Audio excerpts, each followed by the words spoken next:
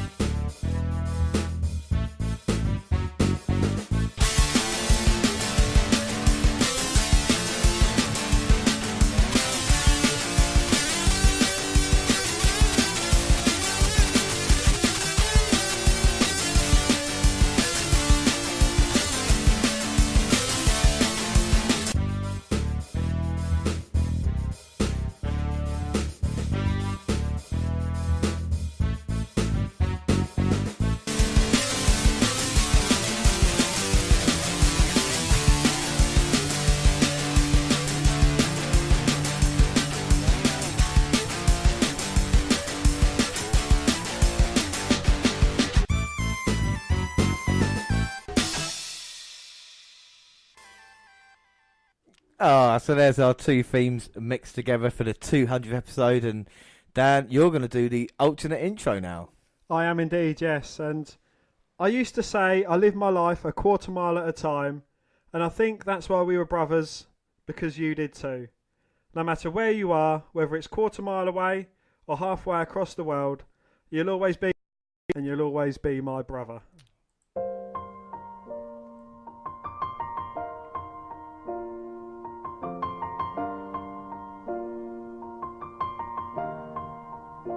It's been a long day without you, my friend, and I'll tell you all about it when I see you again.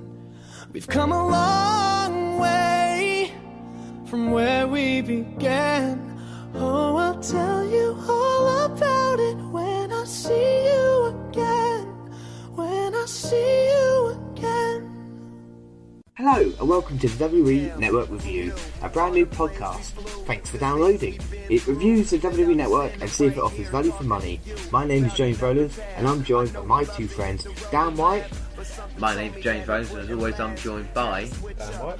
and Jared Brawler. it's episode 25.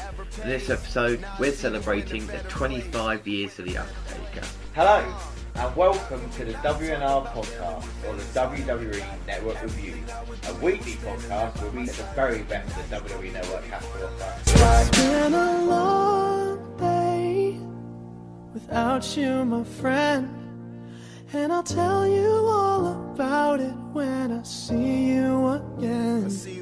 We've come a long way from where we began. Oh, I'll tell you all about it when I see you again.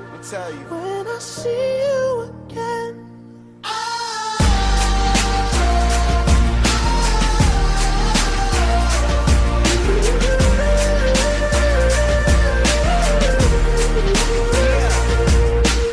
My name's James Rowlands, and as always I'm joined by Dan White. and it's episode 50 today. Hello and welcome to the WNR podcast. I am James Rowlands, and as always I am joined by, Dan White. and it is a very special episode today because it is episode 75. Hello, I am James Rowlands, and as you can tell we are live, and as always I'm joined by Dan White. I didn't say your name that time, you see what happened there? Yeah. And it is the WNR 100. Yes, hello, I am James Rowlands, and as always I'm joined by, Dan White. and today it is the WNR 125. Well, yes, hello, I am James Rowlands, and as always I'm joined by, Dan White. and it's the WNR 150 today. Yes, hello, I am James Rowlands, and as always I'm joined by Dan White. And today it's 175 episodes we've done.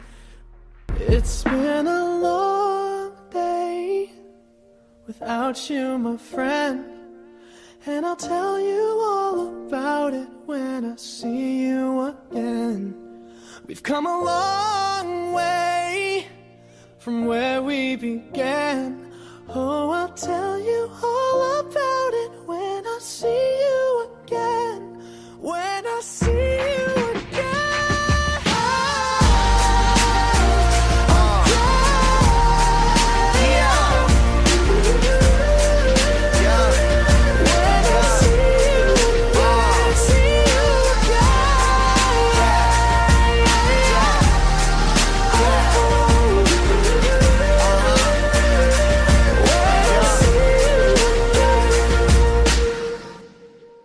I've got to admit, hearing that, what do you think, Dan, first? I thought it was absolutely brilliant, and you know, it was from the Fast and Furious 7. It was released 3rd of April, and it was number 1 when we started on May the 4th, 2015. So it's got, you know, a lot of significance with us as well, because the song is about brotherhood and, you know, family, and that's what the WNR is. Yeah, I wouldn't do it with anybody else, but yes, hello, I am James Rowlands, and as always, I'm joined by Dan White. And today it's the WNR200. So 200 episodes. 2 main themes. 267 shows. 5 opening intros. 4 hosts, but only 2 have done 200. As you tell, I'm already getting quite emotional doing this podcast. But today we make history and give you the greatest show of all time. It is more tightly ripped than Orton and a bigger package than Alex Wright. Mark my TARDIS. Welcome to the WNR200. On today's live show, we've got Games, shout-outs, bold calls, did you know, fun facts, best and worst, and of course, by popular demand from James, balloons. Yes, I've been wanting balloons for a long time, and the studio is covered in WNR200 balloons. But Dan, you want to do something else as well on the 200th episode? Yes, I wanted a full retrospective look back at the WWE Network review. What? We haven't been that in 125 episodes, Dan. I just thought I'd bring it back to 200. Alright, so let's go back to the beginning, May 4th, 2015. Episode 1, and we are welcomed with the old theme and a very posh James. What happened to him? He changed it. I was never sure how I was going to do the start of the podcast, and I decided to kind of go all, you know, posh and take it up a kind of level, you know? Can you bring back a bit of the posh James Rowlands just so everyone can have a memory refresh? I tell you if I can remember. What was kind of like, hello, and welcome to the WWE Network Review. And today I'm with Dan, and we're going to look at some of the podcast. I mean, it's quite off-putting when you think about it. I don't know. Very off-putting, yes. It was Dwayne's birthday as well. Do you remember him? He lasted almost 2 episodes. Yes. Well, our original goal was to either convince Dwayne to get the network or Dan and James to cancel. And Extreme Rules 2015 was our first review. It wasn't really calling the action like we do nowadays. It was just sharing our thoughts on the matches. Well, Dwayne says Cena's got funny legs. It's the cleanest dirty shirt for Ambrose. And also nice shoes Naomi, so I guess that's stuck. That has stuck as well, yes, and I preferred Cena's first gimmick. Well, we all didn't want Rusev to have a gimmick as it would ruin him. Okay, we were wrong about that. Happy Rusev Day, Dan. Yes, and me and Dwayne, we didn't know that Cena was with Nikki, he's not anymore, and Daniel was with Brie. Yes, and James was, well, I was convinced the Roman Empire sign that only appeared in the relevant match. And I introduced the podcast to the real man's man, Steven Regal, and that has become quite a good part of the podcast as well. Yeah, and also Dan Love for Randy Orton began on the first episode. Now that's real commitment. 200 episodes later. Yes, I think my first comment on Randy Orton was, he is tight and ripped. Yeah, and again, apologies if the kind of sound's gone a little bit. We're trying to sort it out. Again, you know, like I said, we are live. This proves that we are live and technology is not here yet. And we're hoping to announce something around WrestleMania time. and that will deal with these type of issues. But I won't just put it there now. So let's get into the WNR200 about that. And yeah, the real man's man, Stephen Regal. I mean, who could have thought how much of impact that would have had on our lives as well? I know, yes, and we've gone and seen a couple of his matches from his WCW days when he came out in a lumberjack shirt. Yes, and we saw him there, and of course Randy Orton is tight and ripped as well. I mean, you loved Randy Orton from the get go, and it kind of stayed like that since, didn't it? Yes, and that's not the only takeaway from the first episode. Me and Dwayne were NXT virgins. We had never ever seen an episode of NXT. We didn't know what it was all about, and you kind of introduced us to that. Yeah, I mean, the thing with NXT at the time, it was just starting out, wasn't it? Maybe a year old, so I had to, kind of have a look at that, and I was right. And our match for the night for Extreme Rules, our first event, mine was Reigns versus Big Show. Yes, and mine and Dwayne's, well, mainly mine because Dwayne's not about anymore, but it was Ambrose versus Luke Harper. Yeah, and you thought Harper was very promising. Indeed, yes, and he's got a lot of talent, but yeah. he's obviously been off injured for a little while. Hopefully returning soon. Yeah, it's not really worked out for him, has it? Which is a bit of a shame. Impressed with the Ortons versus Rollins match because rules were broken. Yeah, and this is just we kind of, even back then, we were trying to look at it and, give a kind of slant of what we thought, how the action went. And I admitted Orton was a good wrestler and could have a very good match against Rollins if there were no stipulations. Well, the pay-per-view was a success overall, and it swayed Dwayne, the non-watcher, to watch. Yeah, and we leave the WNR email and Twitter promising to return in a couple of weeks. So what was happening in WWE at the time when we first started watching? Well, Seth Rollins was WWE champion. Nikki Bella was Divas champion. Yeah. Daniel Bryan was Intercontinental champion. John Cena was US champion doing his open challenge shtick. Yep. The New Day were tag team champions. Kevin Owens was NXT champion. Sasha Banks was NXT women's champion. And Blake and your man, Murphy, were NXT tag team champions. So, I mean, it's quite incredible when you think Daniel Bryan, who was a champion back when we started, is now a WWE champion. You've got Murphy, who, was a champion then, is Cruiserweight champion now. Apart from that, is there any real surprises there, do you reckon? Well, Sasha Banks, he's in a championship match at the next pay-per-view.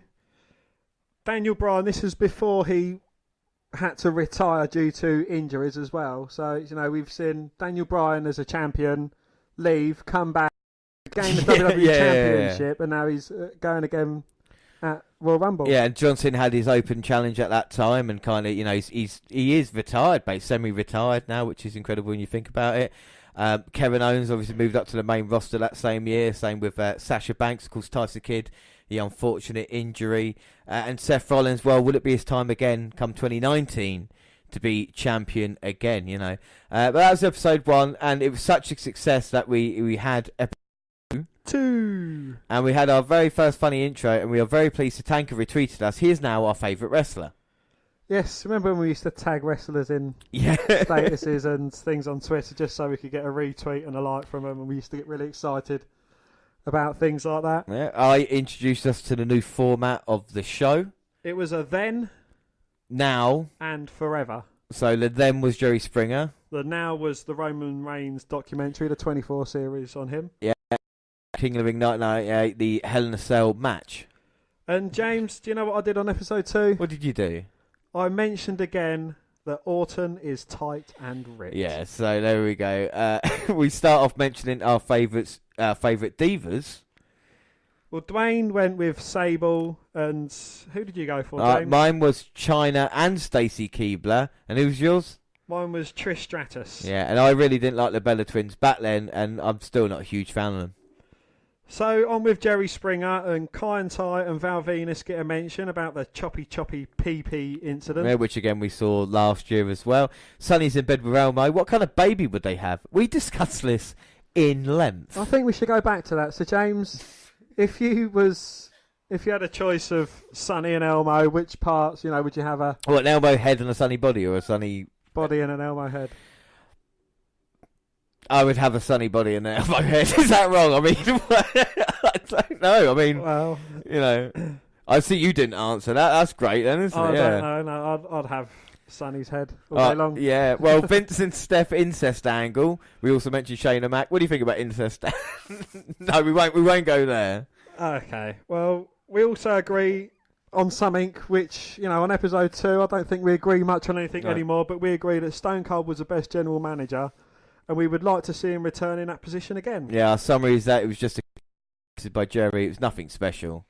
No, and you say that the network was a couple of years too early and it was supposed to be a channel. Do you still think that it was a few years early? The original plan was it for just to be a channel on cable where you could have WWE programming, and I'd be fair to WWE, they were ahead of the curve when it came to the network, and now you look at how many streaming services are out there and how many they're creating for it. WWE kind of got ahead, and people said it wouldn't give you money, you wouldn't make money on it, and now look at it with like 1.9 million subscribers.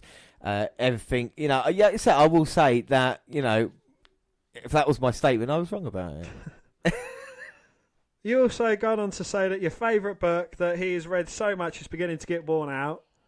And if Mick Foley is listening, could he please send him a new copy of Have a Nice Day? Yeah. Did he ever send you? He didn't. And I'll tell you what, we've tweeted a couple of times and he's not done it. So I'm going to say, tweet us next time round. We're not going to be very happy.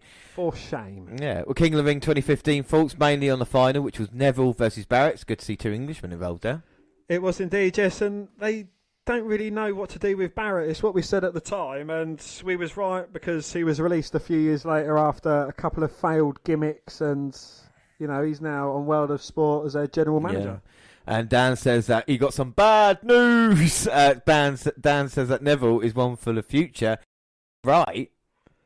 And it wasn't really done right. They had him jobbing out to Enzo Amore, and we won't get into that right now. But on to King of the Ring 98, Hell in a Cell, and Dwayne said the cage is lowering. Oh no, Dan said the cage is lowering around the ring. It's one of my favourite quotes. And Dwayne said, or is the ring hiring to the cage? Which Dwayne just brought so much in 2 episodes. It was unbelievable, really. James puts Mankind down. Well, this is what Dan has put. He said, I put Mankind down, saying he's a transitional champ.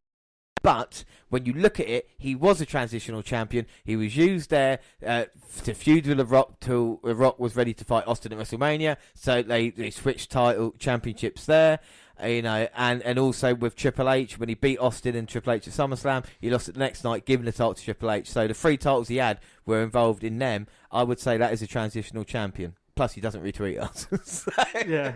So he's still kind of hot on that as well. Yeah. But Dwayne was very impressed with that match. I still, even to this day, that match can't be topped, and it hasn't. No, and like I said, we went back and watched it last year as well. Wrestlers are there just now for the money, not to put on the best show for the fans, which I think is changing, 4 years later when you think about it. Yes, and, you also go on to say that 98 was based on Austin, Undertaker, Kane and Mankind in various matches until Survivor Series 98. And then The Rock became a part of that and turned it into a 5-way dance. Yeah, this time they're competing against WWE, trying to keep the fans, and now so it's not as good. They've got a bit of competition coming up soon, I suppose. But on to the forever part of the show, and WWE 24, and you had no idea what the 24 means. I still don't. Is it 24 days with them, 24 hours with them? Honestly, maybe it's 24 hours, but still, they didn't put that point across when it first started. Well, who is Roman Reigns' dad? And we talk about Rosie and Jamal, 3-minute warning. And we ask, am I older than Roman Reigns? After a quick check on the internet, no, I'm not. So we go on to the Samoan heritage from the High Chief Peter Maivia to the Usos. Yeah, what a heritage that is. And James says Brock Lesnar is a perfect character. James likes Reigns' traits, saying he's smiling after taking a beating. You feel more for Reigns after seeing him as a family man. Reigns won us all over from this 24 programme, which they should have cut up in segments and put on Raw. Indeed, yes. And overall thoughts, Dwayne liked the Hell in a Cell, you liked the Hell in a Cell, and I enjoyed it all. We've got Fatal 4-Way next, and that's Rollins, Ambrose, Reigns and Orton. We talk about an Ambrose heel turn, 3 as 3 eventually turns, and we're ahead of the game. And the next episode is NXT Unstoppable. So Dwayne went. So can you explain, why was Dwayne on the first couple of episodes, Dan? And why did we start the podcast anyway? I mean, it's a weird one, isn't it? It is a weird one because I think we originally started it at Dwayne's flat, Yeah. and I think you just turned up with your laptop one day, and we was watching a bit of wrestling in the background, and we just started talking about it. You was recording it, and it kind of went from there, really. Yeah, I know. We showed up there. I mean, I don't know. I met Dwayne. I mean, he never came to any kind of wrestling with us, but we were there. We set it up. He did a couple, and then the third time, I think we went round somewhere with him, and he wasn't up for it, really, was he? So we were just like, okay, right, we'll try and move on. And well, I'll explain Jared because he joined in the next episode, and Jared was the kind of guy who we'd known for a long time as well, been friends with, and he was into wrestling a bit more different, kind of, not really WWE at the time, was it? It's more kind of like TNA and stuff like that. He was, yeah, because as you'll discover on the next few episodes of Jared was with us, he was a huge Samoa Joe, AJ Styles, Sanjay Dutt, Christopher Daniels kind of fanboy. Yeah, he would have known anybody ever been to WWE, and it's kind of a shame that it didn't really work out, I suppose. But we're joined by Jared for the first time ever on episode 3, and Dan gave up on WWE when Goldberg was defeated. Bit of a shock. Yes, indeed, and you still put that in my face by forcing me to watch WCW nowadays after Goldberg's been defeated. Yeah.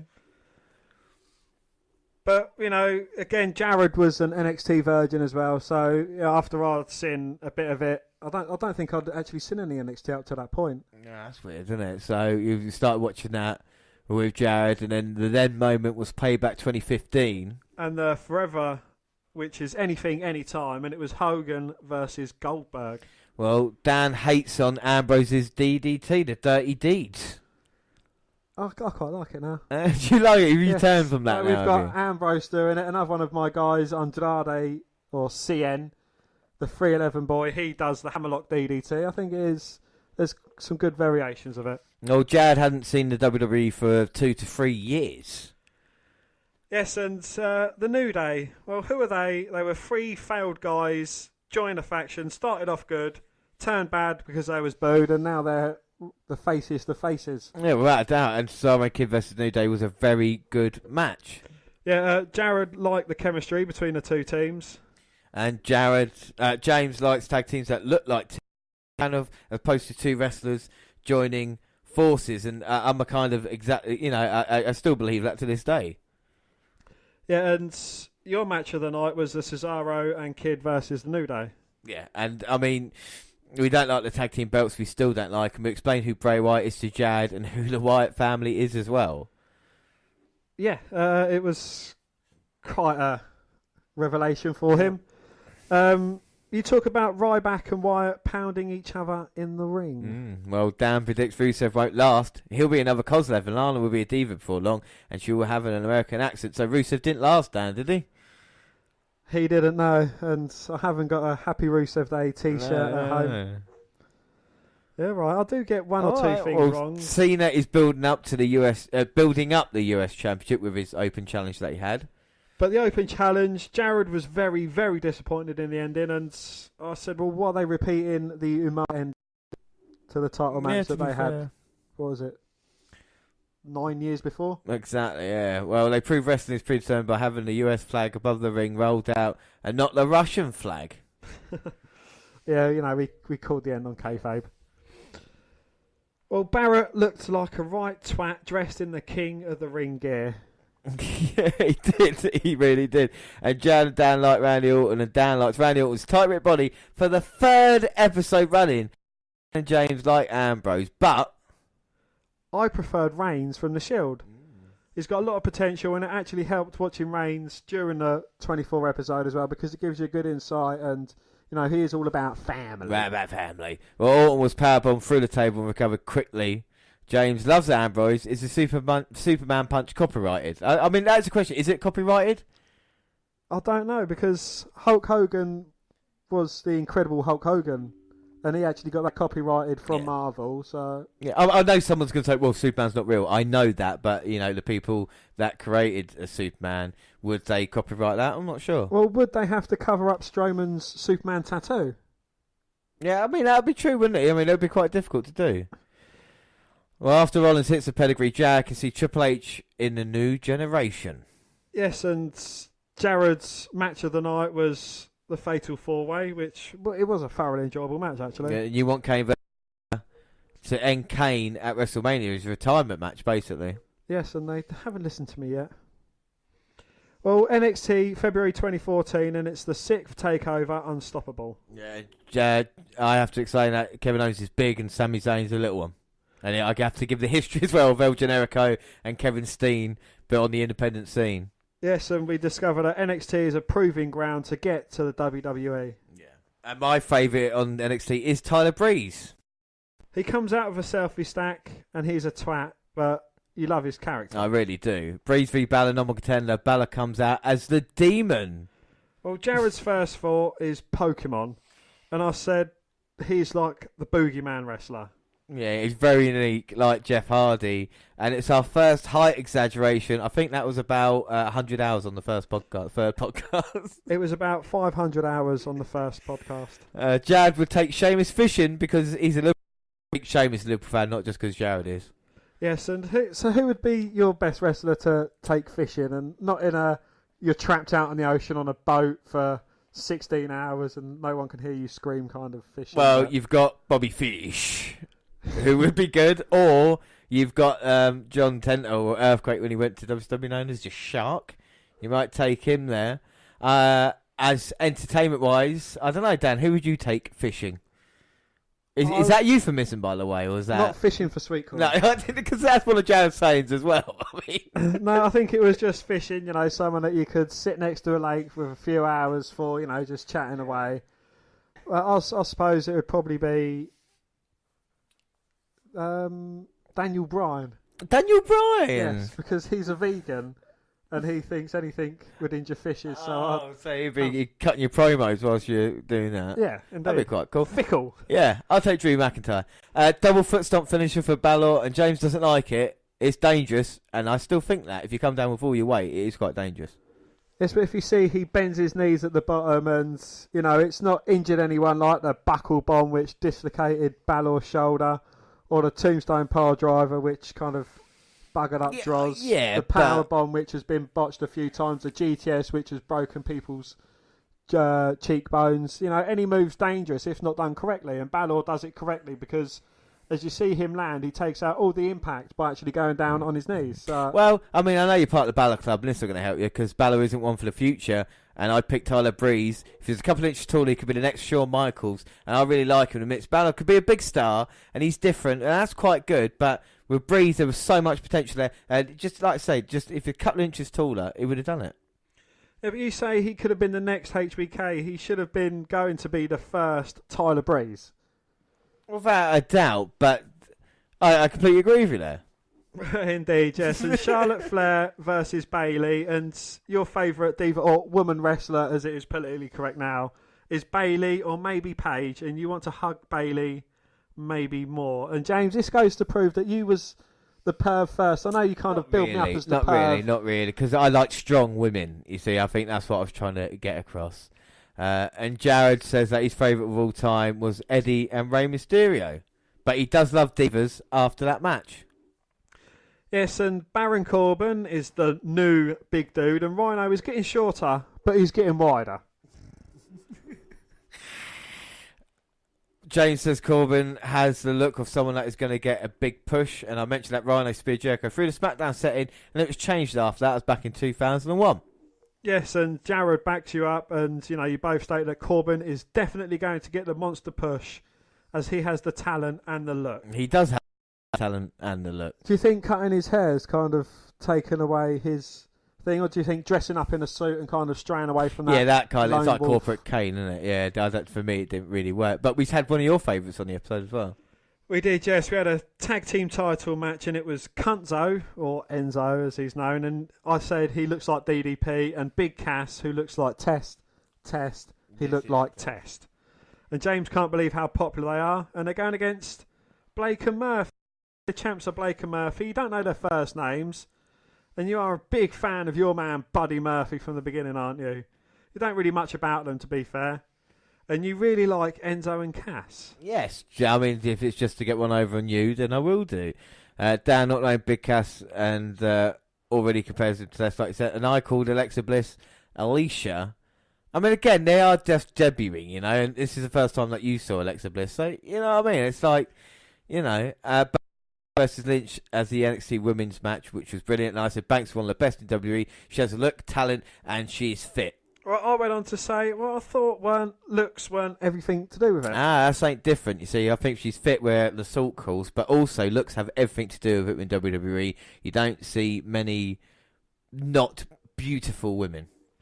And you also go on to say that we could have a really good Divas division in a couple of years, and that was quite a good call because the women's wrestling has never been stronger after having their very own pay-per-view and branching out on their own. And back then, Dan liked the Bellas because why did you like the Bellas for? Well, because there is two of them. Well, I'll take Paige and Banks any day over the Bellas. Well, we are trying to enjoy wrestling then for no reason. So Jared, Becky's Ginger and Irish, would you rather take a fishing? Jared said yes. And we get the first ever "This is awesome" chant that we've heard for the women. And, of course, we were all very impressed with the match. And Owens versus Zayn is our main event. Yes, and I thought that Owens looked a lot like Husky Harris. Oh, dear. Well, he first saw him, he thought, what the fuck? And Kevin Owens is a big lad, you know. But I do love the character. And you went on to say that Sami Zayn is the best music in WWE. I don't think it's that catchy. It's really catchy. I remember you saying, it's not catchy at all. And you go, nah. Well, Dan saw a lot of innovative wrestling, and Dan and Jared both liked it. Yes, and Samoa Joe comes down at the end, and Joe Watch has begun. Wow. That used to be a segment for us. I know, unbelievable. Jared got very excited, and Dan's favourite bit was Battle of Esprits and the Divas match. Yes, Jared's favourite match was Enzo and Kaz versus the other two dudes. Yep. And of course, Joe coming in. Yeah, I mean, Joe coming in was good. Goldberg versus Hogan. Who would win Austin Goldberg? Well, I said Goldberg. And I said Austin, and I still stick with Austin. Do you still stick with Goldberg? I'll still stick with Goldberg as well. Yeah. WWE shot themselves in the foot with this match. It was on Nitro, could have made money on pay-per-view, but wanted with the Monday Night Wars to make Nitro bigger. I said Hogan made a good heel. And could Goldberg survive nowadays? And you asked if he could have another streak. Out of the three things, what was the favourite? Jazz was NXT main event. I liked the WCW and mainly the NXT as well. And I liked it all because I basically put it together. All right, so we won't do every episode. Otherwise, we will be here as long as the old podcast used to be. I mean, we've already done just over half hour, so fuck knows how long this podcast's going to go on. But we're live. It's the 200th episode. We're just going to look at the ones that defined us. We had episode 4, which was No Way Out 2004, Chamber and Money in the Bank. You had episode 5, which was a Dusty tribute. Episode 6 was WCW Heat 98. Sorry, they nearly up to you there. Episode 7 is Money in the Bank /TLC /NXT. And episode 8 was Beast in the East /St. Valentine's Day. Yeah, I don't know why the podcast went on for so long when you consider I tried to get 3 events into one podcast. Like for St. Valentine's Day Massacre is like a 3-hour pay-per-view, and Beast in the East was like 2 hours. I was like, no, I'll stick it all together. Episode 9 was an interesting one, though, because we discussed eating Doritos before the opening song. Yes, and then July the 6th, Legendary Stories of Dusty Rhodes. Yeah, Now was Battleground. And Forever was the Great American Bash. What did you think of that then, Now and Forever kind of thing that we were doing? It was a right concept, wasn't it? But like I said, we just didn't have enough time, really, you know? I don't think I fully understood what was considered a then, now and a forever. Well, a forever... a then moment was a moment from the past maybe you haven't seen before. Now would have been a moment in wrestling now, like an episode of NXT. And a forever moment would be an event so legendary that you can never forget, like the King of the Ring 1998 match, or... like we did in that one St. Valentine's Day Massacre. I'm trying to defend myself, but we don't need to, really. I mean, that's kind of it, you know. But you announced the Divas Revolution, Team Bad, Team Bella, and PCB. Yeah, they lasted a long time, didn't they? And we get Joe Watch officially on this episode as well, which, of course, would turn into NXT Update. Yes, and Jared goes on tape to say Joe will be heavyweight champ. Haven't seen it yet? No, not yet. The first unfiltered Renee Young, which was Paul Rudd starring on it. We get Battleground kickoff. Yeah, Barrett and Truth, both jobbers at the moment. And we get the first ever mention of Wilbur Schneider. Oh, who was Wilbur Schneider? Schneider was the guy who created the abdominal stretch back in the 1930s. And I mean, there's a lot of stuff we do on the podcast like that. I mean, surely when I think about it, don't call me Shirley. We have hundreds of different things that I mean, rumour has it, Dan. Rumour has it that we've been doing all this shtick for a bit too long now, and we should change it up. But I think we should continue with it. What do you reckon? I don't know. We'll see how it goes. I mean, if we get in trouble, and we have to kick out, we will do. But at the moment, us two are happy with it. Indeed. So I gave you a lot of work then. I didn't mean to. Dan reckons Reigns could be a main eventer. You were right. Brie fucks up during the match, which again is no real surprise. What happened there? I smashed Dan when it came to predictions on that show. Favourite match was Jared. For Jared was Owens v Cena. Mine was Lesnar versus Rollins. And Reigns Wyatt was my favourite. We went on to episode 10, and it was the Rowdy Roddy Piper special. Unfortunately, he had passed away. Big man. Episode 11 now this week in WWE. Forever. Sorry, go on. Forever was the first ever ladder match. And it was the first ever SoundCloud on your phone. So we've done that a while. Episode 12, we announced a few changes. We will be weekly instead of fortnightly. And then we watched the second ever ladder match. Yeah. And now we'll be Paige on Austin's podcast, Table 3, Piper, Orndorff, and Mean Gene, and Joe Watch versus Rhino. And then our Forever Slam 2013, Punk versus Lesnar and Cena versus Bryan. Yeah, what a SummerSlam that was. And SummerSlam 95, it was 20 years ago, and Jared gave 9 out of 10 for the ladder match. Yes, and we had a new segment start, and it was Dan's Dream Debuts. And 16 years ago, it was Y2J's debut on Raw. And James, you watched this live and you was freaking out as you didn't know who Jericho was, but you was happy with the crowd. And this is the kind of trick with talent. Even if they're not getting used right in the company, if you treat them and bring them in as a star to your company, then people will regard them as a star. Because if you look at the man we talked about earlier, Jad being a fan of TNA and Impact and all that kind of stuff. If you look at the guys that were there, you wouldn't have said, oh, they're all going to be on the main roster and big. But because WWE treated them like superstars when they came across, it kind of made the characters. Would it be a dream debut be a thing that you would look, try to revive now? I mean, it's a segment that we had like sporadically, but I don't know, it might bring it back every once in a while. It could crop up just like our controversial characters episode does, 3 times in 200. Yeah, exactly. NXT 290 Joe versus Rhino. Dan is still not sold on Samoa Joe. I think that's because his matches, they were just squash matches lasting, 3 minutes at most, and you didn't really get a chance to see what Joe could deliver. Yeah, Austin podcast with Paige. We both enjoyed it. And Table for Free, which they put on the network, highlighted it recently with Mean Gene's passing, was great with old school stories. Highly recommended. Yes, and we watched 2 SummerSlam matches, and we loved them both. Jared preferred Lesnar versus Punk. I preferred the main event, Triple H, Pedigree and Bryan, and then Orton cashing in at kind of the start of Authority. Well, Jared liked the ladder match, and Dan and James liked Table for Free. Episode 13, and SummerSlam 2000. We get the original Phenom versus Beast build-up as well. What was the main event to SummerSlam 2005? Was it Michaels versus Hogan? And Michaels chronically oversold, didn't he? Yeah. And the Forever Dan picks from Raw 2004 is Orton versus Benoit for the WWE Championship. Yes, because he is tight and ripped. Yeah. Episode 14. There was no then, now and forever. It was just a now moment. SummerSlam 2015. Episode 15, NXT TakeOver. So Len was TakeOver. Now was this week in WWE and the aftermath of SummerSlam. And Forever was September 4th, 1995 as the first Nitro. The reason we were doing WWE this week, because we promised ourselves to only watch WWE Network-based content, and that was allowed us to watch the highlights from Raw SmackDown and discuss it. And obviously since then, we kind of scrap that rule a little bit, you know. We discuss whatever we want because this isn't the WWE Network Review, it's a WNR podcast, and the WNR stands for White and Rollins. Yeah. After 200 episodes, they're finally going to know what the podcast stands for. And Dan established his love for Alexa Bliss in episode 15. Yes, but still no mention of your love for your man, Buddy Murphy, through the match of Murphy and Blake versus the Vaudevillains, but you do start your love for the perfect 10, Ty Dillinger, as he had a match against Apollo Crews. Yeah, episode 16, controversial characters. I'd start with Hulk Hogan, and the three of us decided that it actually wasn't fair that we thought he was a controversial character. If we'd have done the podcast a couple of years later. Yes, indeed.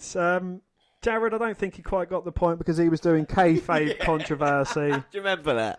as opposed to that. So, he moved on to Michael Cole. So it was not controversial. No. So, it wasn't fair. That was hilarious because we used to not run for it. We used to record and then do it. Yeah. And when we saw Jared's list, oh my God. I mean, I don't want to talk about ill of Jared, but Dan, you put Stone Cold and Brian Pillman with a gun, and we said not fair. Wasn't fair, no. I think it was a bit of a storyline that kind of went just over the top.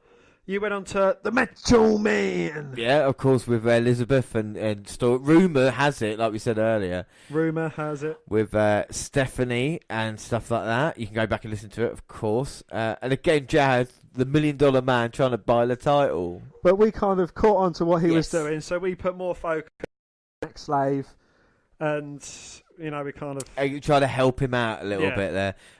I like China. I picked China and mentioned watching a couple of China pornos just for research, Just for research. But because the thing is, I didn't think she was controversial, but kind of everybody else, WWE did. And like we said, she deserves to be in the Hall of Fame, Yes, and I go on to say, well, I don't think it was China's fault. And it won't take her death to get her inducted into the Hall of Fame. Yeah, well, we all say yes for China being still waiting for her now. My next point was the love triangle, which was Edge, Hardy, and Lita. Jared had Vince McMahon, but again, he didn't have enough evidence to kind of back it up, even though it would have been difficult to argue with. Again, we pointed out not fair. And we end with probably the most controversial character in all of WWE history, and that is Chris Benoit. Yeah. None of us want him in the Hall of Fame. I mean, that was a big discussion we had in the early podcast of should we feature and should we talk about him in that way. It's kind of changed now, isn't it? Because at that time it was like, I don't know, we felt a bit taboo and whatever, but now it's like we have Benoit matches on Nitro and it's just kind of a thing, I suppose. Episode 17, the German intro, and you remember the German intro, Dan? Oh yeah, I remember the Germans. The Germans are here. We're here, and we're back for episode 200, and it's fantastic to be back. How are you doing, Dan, on the 200th episode? I am great, yeah. Yeah, it's fantastic, yeah. It's nice that he's got us here, and you're keeping it. What? You're telling me to go now? I have to go. Bye, bye, everybody. Bye, bye. Oh, that was the German guys, yeah. Nice to see him. Nice seeing him. But our then moment was Unforgiven 2006, and it is DX versus McMahon's and Big Show, and Trish's last match versus Lita on the same card. Unforgiven 2006 is a great pay-per-view. Just go check that matches out on that. It's a really, really good card. Yes, you get to see Vince McMahon's head buried in the Big Show's ass. That's Khalito and Randy Orton as well, isn't it? Okay, and that was really good. Now moment was the Austin podcast, Edge and Christian, and NXT's DRTTC. Dusty Rhodes Tag Team Classic. Well, at least one of us knew what it was. Yes, and our forever moment was One Night Only 97. Well, Autumn Watch with Dan, 2006, versus Carlito, great RKO. And this is where you admit you fucked up on the main event of Unforgiven, Cena versus... It wasn't anybody's fault, but as I've said before, James is the editor. James is the man who does the recording.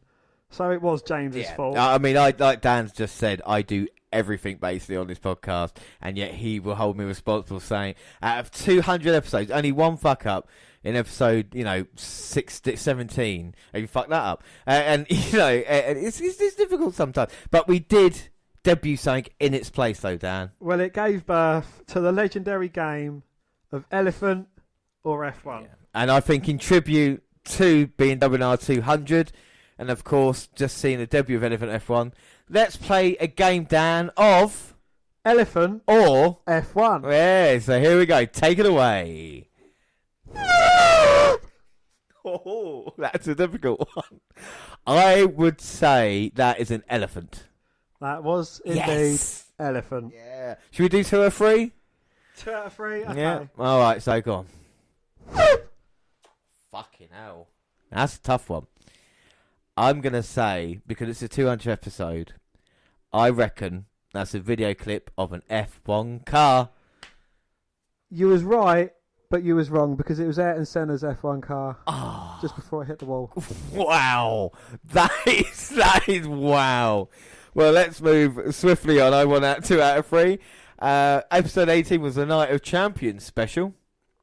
Episode 19, our forever moment was Bad Blood 97. Yeah, Joe Watch was Balor and Joe v Enzo and Cass at the Dusty Rose Tag Team Classic. We're still not sure on the coup de grace for Balor. Episode 20, and that was a Mr. Gleebles intro, and that was Dan Gleebles. It still makes me crack up right now. I love it. Because when you sold me on it, I was like, what the fuck? You're changing your surname? What the fuck is Dan Gleebles anyway? MSG special we had on there as well. Yes, and episode 21, it was the first appearance of Oscar. A very good debut, and we was impressed. Yeah. And Nia Jax was debuting next week. We had the announcement of that. Episode 22, and we're all going to Rev Pro, and a certain Drew McIntyre is going to be there. Ooh. And we said we'll report more on that in a future episode. And well, James obviously hasn't shut up about me. Drew McIntyre. I guess we never did that. Something different. One with Jared, NXT Battle Royal, and one with Dan, Stone Cold Podcast with Lesnar. So you kind of thought you'd single us out and play us off against each other, and you had obviously the NXT Battle Royal, which I believe Apollo Crews won that, didn't he? I think he did, yeah. Then we had Halloween Havoc 99 Goldberg beating Sting.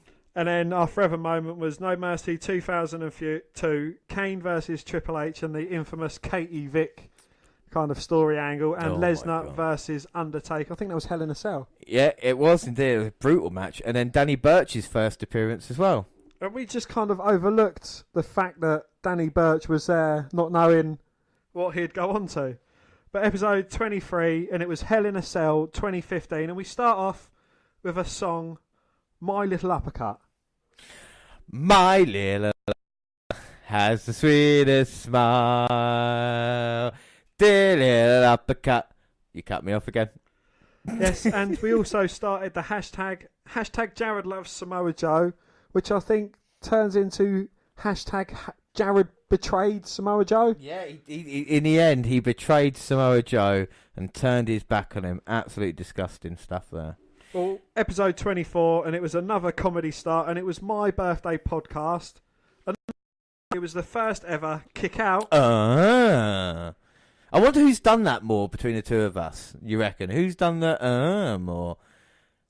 Or is it like it is on the podcast and just 100%, 50% straight down the middle, you know what I mean? 50-50. It must be, yeah. Yeah. I said he should team up Bo with a talent like Curtis Axel. I was bang right about that. Yes, and my forever moment was the Survivor Series 2002, the first ever Elimination Chamber match. Yeah, and we had the famous Rob Van. And Jared went, what? Which is great. Episode 25, not 25, because Take a Special is 25, podcast extra. And we get the Seth Rollins theme to start. And it's not an episode as Take a Special is the episode, but it's just kind of like a first ever podcast extra. Exactly. A bit of news that had broken. And the news breaking was Seth Rollins was injured, has to relinquish the title, and he was out for 6 to 9 months. And there's going to be a tour of Survivor Series for the next champion. Yeah, and episode 25, the Undertaker special. Now, we've got different, I think, like I said, we usually, we did disagree sometimes. Episode 25, I think, is quite a controversial podcast in itself. Episode 25. Episode 26, Undertaker Part 2, and episode 27, Part 3. Because I really, really enjoyed him, but you've got other opinion about this, haven't you? I just thought we'd watched far too much Undertaker. We're 25 episodes in, and we'd been, watching a bit of everything, and I think we must have watched at least 8 to 10 hours.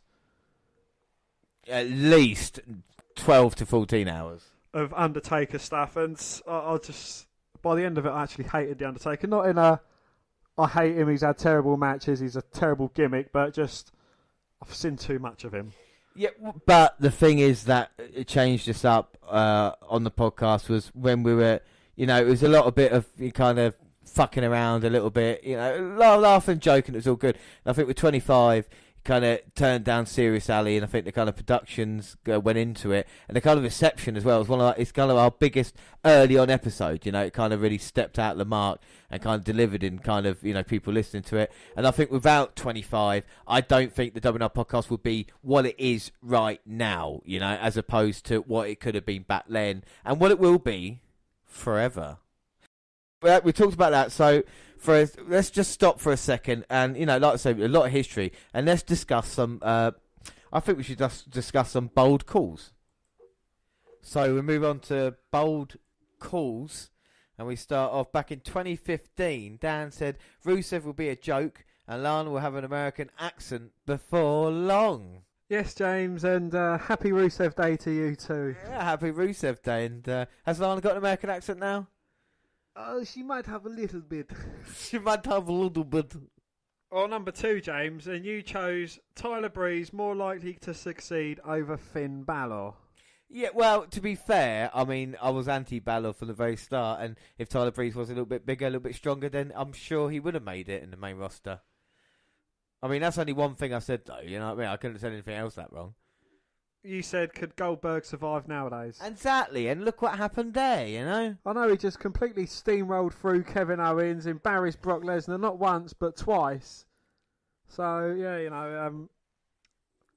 it didn't survive. No, to be fair, you're right. Yeah, but you said, could he have another streak? And he went on a streak, winning matches in under 2 minutes. I suppose. Well, you did explain the whole lot with my family, which is released later this year. Yeah, I know, and that was way back, so that's 4 years ago now. You marked Finn Balor as one for the future. He won Universal and NXT Championship, of course. Well, yeah, and that was pretty much first sight of him as well. Yeah, and you also said that Ambrose would turn heel as well, which you were right about. 3 years later. Yeah, I know, 3 years. You said Rousey would work in wrestling before she even made her debut in wrestling. Oh, what can I say? But you said Charlotte Flair would be a 16-time world champion. She's 7-time champ now. 9 times off, and how long has she been in it? 4 years? 4 years, if that. Yeah, exactly. It's not bad. Well, you said Corbin is definitely going to get the monster push and a future heavyweight champion. Look, what I meant by the Corbin in NXT that was on Breaking Ground could have definitely made it. I feel that the Corbin that is now, there's no chance. But back then, go back and watch Breaking Ground, go and see him on early NXT, and the Lone Wolf was definitely one. Then obviously it never worked out. Yes, and he did come close though. He did have the Money in the Bank briefcase. Yes. You said Stardust is a jobber, and Stardust was a jobber, and that's why Cody Rhodes quit his job. We both called it Shield reunion, so it's a good job on that. Yeah, that was 2015. When did they finally reunite? 2018, later part of 2018. Yeah, 2017 and then 2018 right, again. Yeah. And we both said that we doubt Neville could pass as a heel, and that kind of proved us wrong when he was cruiserweight champion. And he's one of the best heels. And look what he's like on Twitter now. You said AJ Styles coming to the WWE. He joined 2 months later. A bit of inside information there. Well, yeah, that's me and Vince Russo sending the DMs to each other because, of course, as you know, I'm friends with him. Yeah, very on good Twitter. friends. Yes, and Jazz. True story. And we've been retweeted by Tatanka and Bob Holly, and lots of others. Jim Duggan. I mean, we could go on about Twitter, but no way, Jose. No way, Jose. Remember that Ricochet, of course. Yeah. Anyway, so we're talking about bold calls. Another bold call you made. They should team up Bo Dallas and Curtis Axel. In 2015, they did team up in June 2017 as the Miz Taraj and then as the B team after and won the tag team championship. Exactly, so I definitely saw some potential there. You also went on to say HBK will never wrestle again, and he did for $3 trillion that he got for the event, and I hope he's happy about that. But said DX will never reform, and they did for the Raw 25th anniversary. Then for wrestling, of course, it was like we said, the money grabbing event. And you said that Dwayne would be on the WNR 100. We spoke about Dwayne and Jared, and like I said, I still thought we might be in contact with them, but unfortunately, it didn't work out. We moved on to 2016, And Dan said Ambrose is the future heavyweight champion. He won the title 5 months later. Yes, and you said that return, and he did pretty much, I think it was 11 months later at the 2017 Royal Rumble. Then he returned for a proper full roster run later on in that year, I believe. Yeah, and you said they need a cruiserweight league. 4 months later, the CWC was born, and that changed our lives forever. For the good. Yes. Well, and bad with Enzo, but we won't get into that. You said Ty Dillinger will be a future champion. You didn't specify which championship he'll hold, but I think he has held none. Yeah, well, yeah, but they've not used the Ty Dillinger character correctly. But, you know, you win some, you lose some. Not using it correctly. He comes out at the Royal Rumble number 10. I mean, if that's not using it correctly, James, I don't know what is. And what about for the rest of the year? He gets injured by Randy Orton. Well, you did say you'd like to see Cena versus Styles down the road at maybe Royal Rumble 2017. And they did. And they had probably my match of the year. Yeah, it was your match of the year as well. And you said they need a secondary NXT title. 18 months later, the North American title is born. And even before that, the NXT UK Championship was used as the kind of secondary title on NXT as well. Yes, indeed. And the last call was Sheamus and Cesaro aren't a proper tag team. Well, look, okay, I'm going to argue, because you said I've made a couple of mistakes here and there on the podcast, you know. But, I mean, this one, they weren't a proper tag team because they weren't dressed the same, were they? They didn't have the same entrance music. They weren't a team, and then suddenly the bar was created. And there we go. They did become a proper tag team. So I don't know why you bring it up for. Well, you mentioned that you fucked up a couple of times on the podcast. Well, James, you admitted you fucked up on the main event of Unforgiven, Cena versus Edge. It wasn't anybody's fault, but it was your fault because you're the one in control of recording, editing, and posting. Yeah, exactly. How much? Yeah. So it could definitely not have been my fault, and Jared was around then, but that did give birth to the most amazing. We just got a couple of little. These aren't fuck ups. Well, they are, because you saw a rumor it would be Del Rio to face John Cena, but you thought it wouldn't happen, so you went for Ambrose instead. James, would you like to tell the audience who faced John Cena? It was Alberto Del Rio. Yes. And we've got a song about him as well. We sang about him in the past. We have indeed, and that didn't change your mind. You went with Ambrose, and it wasn't. But, you know, you think, yeah, that's only a one-off. But it's not, because you thought Banks' mystery partner would be Bayley. And you went against it, and you went with Paige. James, would you like to tell the listeners who it was that teamed up with Sasha Banks? Was it Bayley? It was Bayley, yes. And you know, you can say, oh, yeah, that was ages ago. Yeah, that's ages ago. But you thought it would be Grizzled Young Vets to be the first tag team champions. I went with Grizzled Young Vets because, you know, I used my head. But you went with Mustache Mounting. James, who won the first tag team championship? Grizzled Young Vets. What? Was indeed, yes. Well, okay. Well, three there, you know. I mean, like we said, we both made mistakes on the podcast, but it's amazing how much, you know, we kind of looked at the future and see how wrestling has changed. Would we be able to do that now? Look at and see what would happen in wrestling in 5 years' time? I think it's more difficult than ever just because of how big kind of wrestling has become in that way. So, I mean, well, there we go. There's bold calls. So let's move on with the episodes. And it's episode 28. Well, before we get on to that, James, how's your head? Well, I've not had any complaints. So episode 28, Survivor Series 2015. And it is a Steve Austin intro, which we done and we expertly nailed it.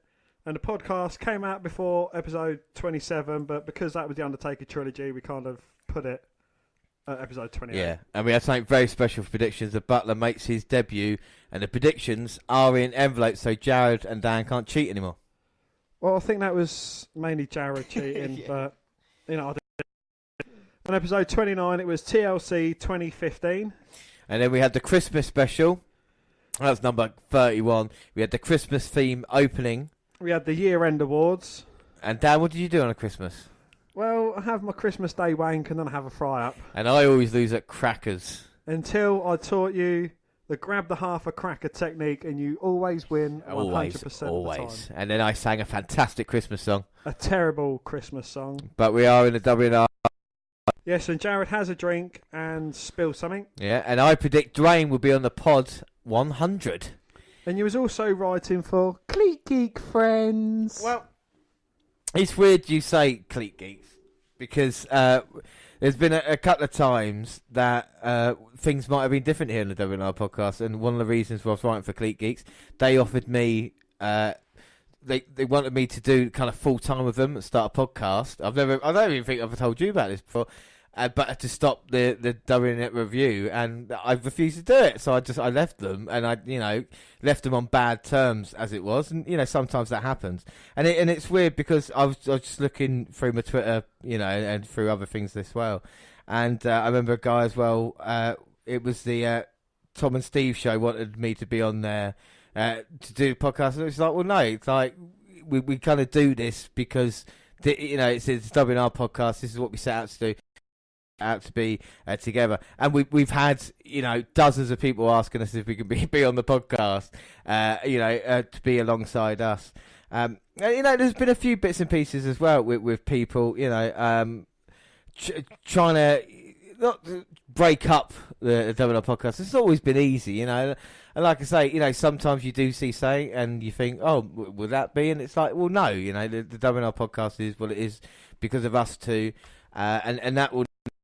If anybody was, if either Dan or I were to ever stop doing this or leave here, then the WNR podcast as it was would end. It might become, someone might start something else, but it would never be what this is. And I would never, ever do anything else, probably without Dan now either, when you think about it. Like, he's my,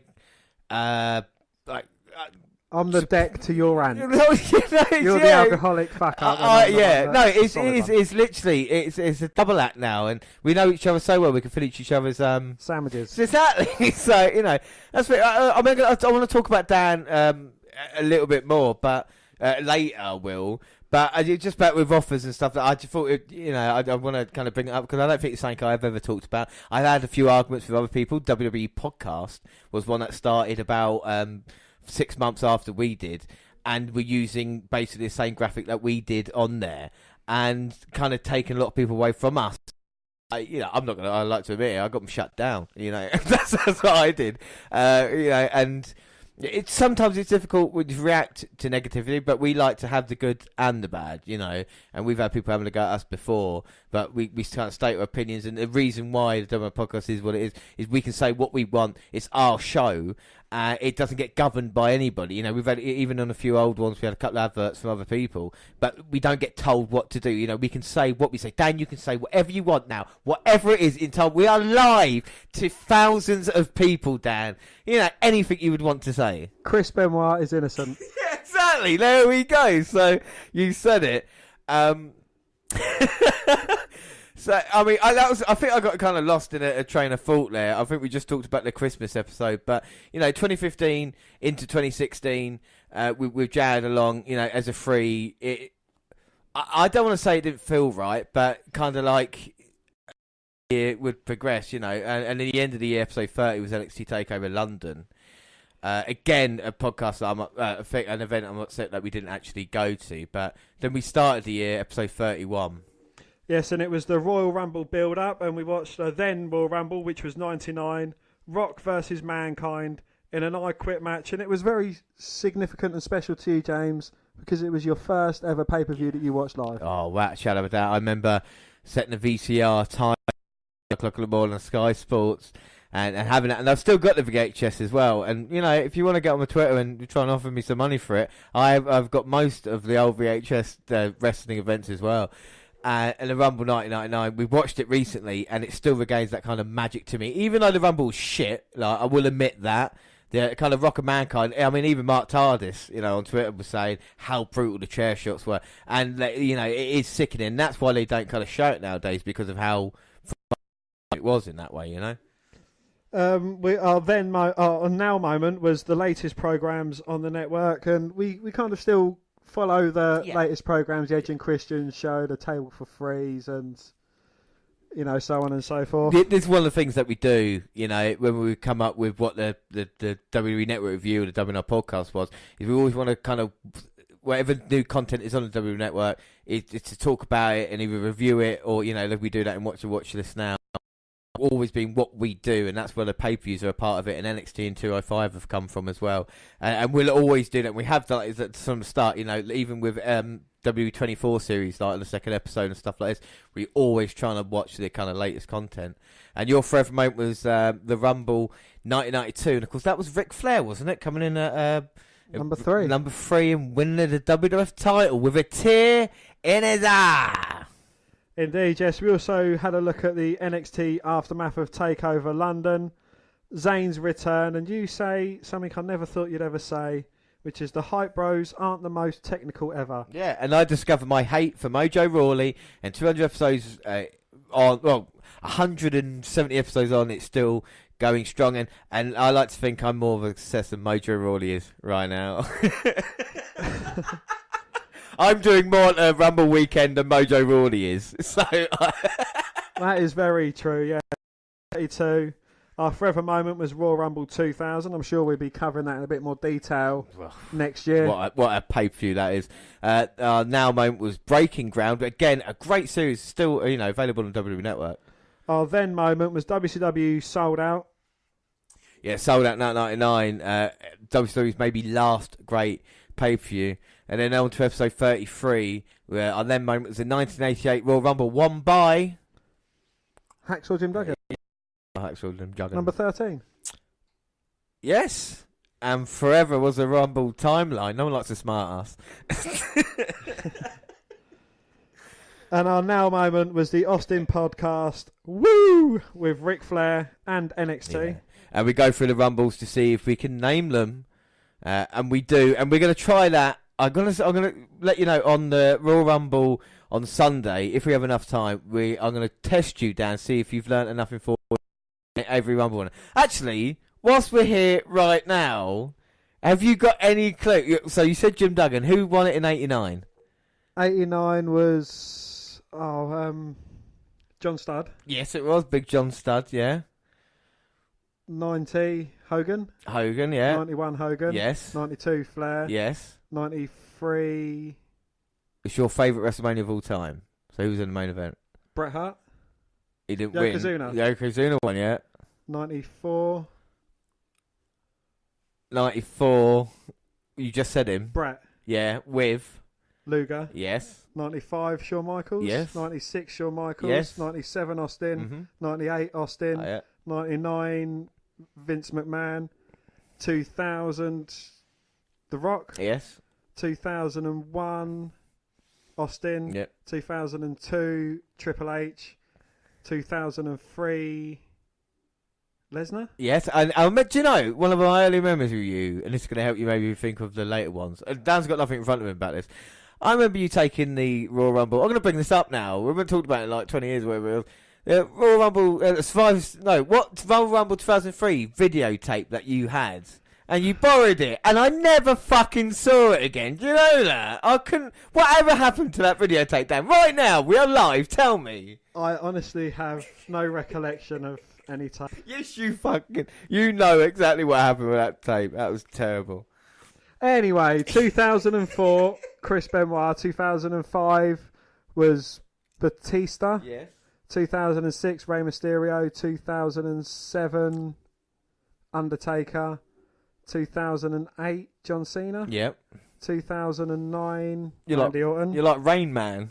2010 was the 40-man Royal Rumble. No.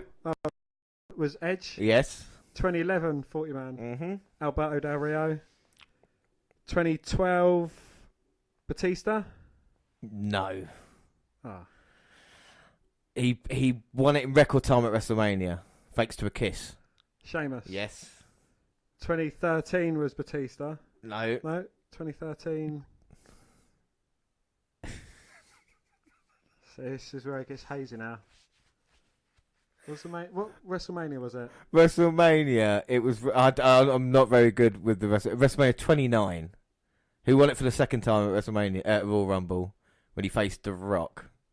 John Cena. Yeah, John Cena. Yeah. 2014 14. was You said him 3 times now. Batista. Yeah. 2015 was Roman Reigns. Yeah. 2016 was Triple H. 2017, Randy Orton. 2018, for the men's, Shinsuke Nakamura. For the women's, it was Asuka. Yeah, and 2019? 2019 is going to be... Oh, we'll find out that on Sunday. Very well done. And, you know, people say, James, why did you do a podcast? It was to teach Dan every single Royal Rumble winner. If you can take anything away from this podcast after 200 episodes, it is that I can nearly name all the Royal Rumbles winners with a bit of prompting. Yeah. I mean, and that's what it's all about, really. I was going to do my prepping kind of nearer to the Royal Rumble, Sunday morning, but... How does it feel being put on the spot? They're that good? Wow. Yeah. Well, I did it. So, episode 34 we move on to. Yes, and it was Hogan and Sting and Royal Rumble 2008. Yeah, Dan got the numbers 1 to 30. We all pick a number and back the choice and follow them for 6 months. The Rumble random fan number. And it didn't work out well because I ended up having like Mark Henry, so that wasn't good. I had Curtis Axel. Yeah, so there we go. Episode 35 was the 2016 Royal Rumble. Won by Triple H, of course. We know all the winners now. Episode 36, Andre versus Hogan. We had No Way Out 2000. NXT. And Dan is not the biggest fan of Elias. The guitar playing douche, as I refer to him. The GPD. And that's why we call him GPD. 37 was the Bret Hart special. You didn't remember doing a Bret Hart special, did you? I didn't know. It just completely went from my mind. Yeah. Episode 38, then Shield versus Wyatt's at Elimination Chamber 2014.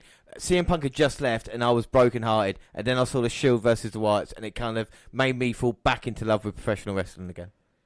Our now moment was Daniel Bryan's goodbye after he wasn't cleared to wrestle due to his injury, the Dudley's heel turn, and Titus getting hugging Vince McMahon, I believe. Yes, it was very, very suspicious. And Forever was, of course, No Way Out 2007. Yes, on to episode 39.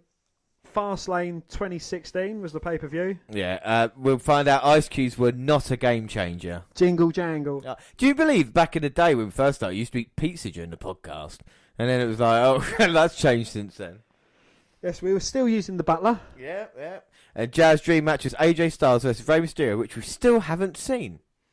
No, and you go on to say Ray could possibly return. He did about a year later at the Royal Rumble. Yep, that was partly bold calls we were talking about earlier. And it was the first ever Shirley. Don't call me Shirley. And Dan started it. I did, yeah. I just thought I'd like to put that in there. And I realised it was the first podcast we saw Ziggler on the main card after 39 episodes. And also you mentioned some fella called Shinsuke Nakamura. Yeah. He's a Japanese guy that has just signed. Yeah. I wonder what would happen with him. What would happen, you know? And Dan said they need a cruiserweight league, and of course the CWC started. I wasn't a fan of the Bellas, and they have to get on top by getting on top. Get it?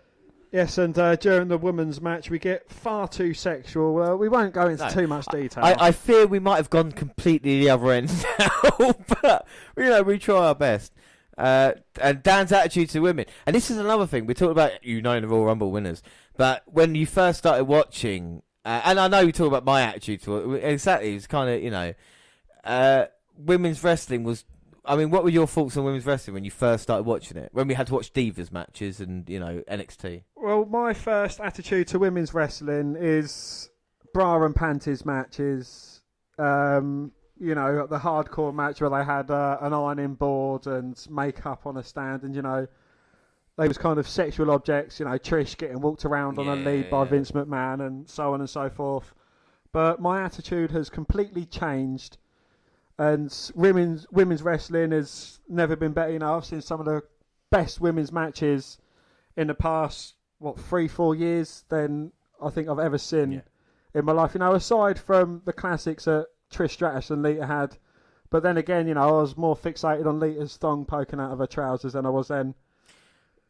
But we've seen some brilliant matches, and my attitude towards women is they're not sexual objects, and they deserve a lot of respect and what they've gone through and what they're going to go through. But I think the thing is as well is that Dan's had a lot of unfair criticism from people who said maybe that he is sexist or against women just because of things he says, and it might be things that I'm like I said, Dan says I'm doing the editing, so there might be stuff I leave in a little bit that taken out of context, or even stuff that I've said before as well that's gone. And it's one of these things that we see now with women's wrestling. Women's wrestling has grown with the WNR podcast, and it's just one of these things that we see. And if people get offended anything we say during the Divas match, again, listen to us talking about Alex Wright, and then that kind of, From episode out. 1, I used to constantly go on about Randy Orton being tight and ripped. Exactly. And James, what are you doing with your hands? I'm weighing Alex Wright's anyway. Podcast extra. It was a very special one, and it was Return of the Mac. Shane McMahon made his triumphant return back to WWE. And I think it's been a good call bringing it back. Yeah, I really like Shane McMahon, even though some hate him for, putting himself over against other people. Like no one's ever done that before. And out of all the McMahons, I think Shane's probably my favourite. And I never thought he would come back. And when he did, I was really happy. And like you said, even though he's not working, got anything to do with the product, he's still on screen. And I think it's right that, Shane is back, Episode 40, and our then moment was the Edge and Christian show. Yeah, we had our now moment, which was NXT. And our forever moment, which was my favourite WrestleMania, the Mania that I used to love watching as a kid, and that was WrestleMania 9. Yeah, I mean, you really love WrestleMania 9. I can't fathom, even now, why you like one of the worst WrestleManias of all time. It's like saying, I'll tell you what, one of my favourite events of 2018 was Crown Jewel. Brilliant. It's like... Well, I just remember it for all the right moments, It's something that got me into wrestling as a youngster, seeing Doink the Clown and his flower antics. You saw all the big names there as well. You had Bret Hart, Shawn Michaels, Razor Ramon, Tatanka, IRS, Ted DiBiase. Just a great affair. People have a go at the Rumble 99 saying it's not the best event, and I love that to bits. So, and I really like WrestleMania 15, which is probably one of the worst manias people say as well. So, there. And you went by Shane McMahon, not Vince McMahon, but completely changed it out. And I got to say, the Vince McMahon character, or the Vince McMahon, it's kind of been one of the most successful things of the whole WNR podcast. Trying to get us along with what you've been doing on Facebook. Indeed, yes. And Facebook, you come and find our page and give us a like. We're the WWE Network Review Podcasting. Come and find me and add me as a friend. I am Vince McMahon. It's like I'm pressing a fucking button here. Episode, podcast section of Raw before Mania 17, but no Jared. No, Jared was starting to wane off. He was having sporadic occurrences, coming and going as he pleased. It's hilarious, isn't it? You picked WrestleMania 9, I picked WrestleMania 17, which is the greatest WrestleMania of all time. We scored a perfect 10. All of us did. It was brilliant. Yeah, and we ran a little poll as well, which see what the followers thought was the best match, and it was quite a unanimous victory for Angle versus Benoit. Yeah, which is really, really surprising when you think about it. 44%. Episode 42 was Roadblock 2016. Yes, and we also watched Raw 410, which was the Raw after Mania 17. No Jared again. Yes, and you had a dream, and if they teamed Barrett with McIntyre. Yeah, I mean, they've missed loads of opportunities with McIntyre. He was jobbed out at the time, and, again, I was right about that. We go on to episode 43. No Jared again, but he returns at some point. And then we get a WrestleMania, Then and Forever. And our now moment is NXT update. Episode 44 was the greatest Mania match. Episode 45 was a Hall of Fame 2016. NXT TakeOver Dallas. Nakamura's debut match. And I was very impressed, and I like Nakamura. And still do to this day. It's a shame what they've been used as at the moment. Episode 46, WrestleMania 32, we get a new Women's Championship. Not a Divas belt. Yes, that was kind of the start of the women's revolution. Episode 47, we've had a short podcast break for about 2 weeks. I think we was on holiday. And we covered Spring Stampede 1999. Yep. Episode 48, we start off live at the O2. Jared bought a T-shirt to piss Dan off and China to death. I can't believe China died at episode fucking 48, I only thought it was like last year or something, but honestly, it's incredible.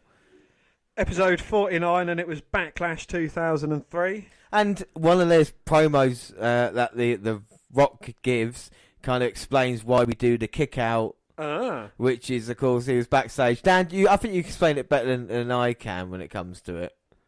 Doesn't he call Goldberg a bald-headed whisker biscuit bitch? Yeah, and he gets the chair, doesn't he? And he says, Goldberg, every time I hit you, this is what you can hear. You're going to hear cacao. Cacao. So every time we hear cacao, we go, yeah, and he does call him whisker biscuit bald-headed bitch. And the Rock's brilliant. And that night didn't help Goldberg in the slightest. No. Episode 50. It was Payback 2016, and I rip into Enzo yet again. And then, just to prove me right in what a twat he is, he fucks himself up after an Irish whip. He was supposed to just slide out underneath the bottom rope, but no, he catches his neck on the bottom rope, knocks himself out. Fuck knows how. I've never seen it before. I've never seen it since. And there's an absolutely brilliant YouTube clip of Simon Gott saying about Enzo Amore and just what a colossal twat he is. Yeah. And I wholeheartedly agree with everything he says about Enzo. You hate Enzo. That's the guy. Is that the guy you've hated the most in the WNR podcast? I think so. Yeah, I think it. I don't want to say this, but I hate Enzo more than you hate Mojo, only for the fact that Enzo's been shoved in our face more. Yeah, that 205 fucking run that he had with the Cruiserweight Championship. You nearly quit that year. That time, that was close. Having to watch 205. But I had the last laugh because Enzo Amore has... Everyone is thinking what I thought of Enzo from the beginning, which I just like seeing that. Yeah, exactly right. Episode 49 was Barely Legal 1997.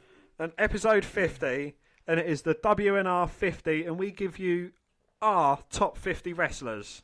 Yeah, we announced that Jared will be here for every pay-per-view, and it'll just be the intellectual Dan and James for the normal episodes. So let's do the WNR 50 and let's see if you can remember it down off the top of your head. No, we got it written down here. So let's start number 50.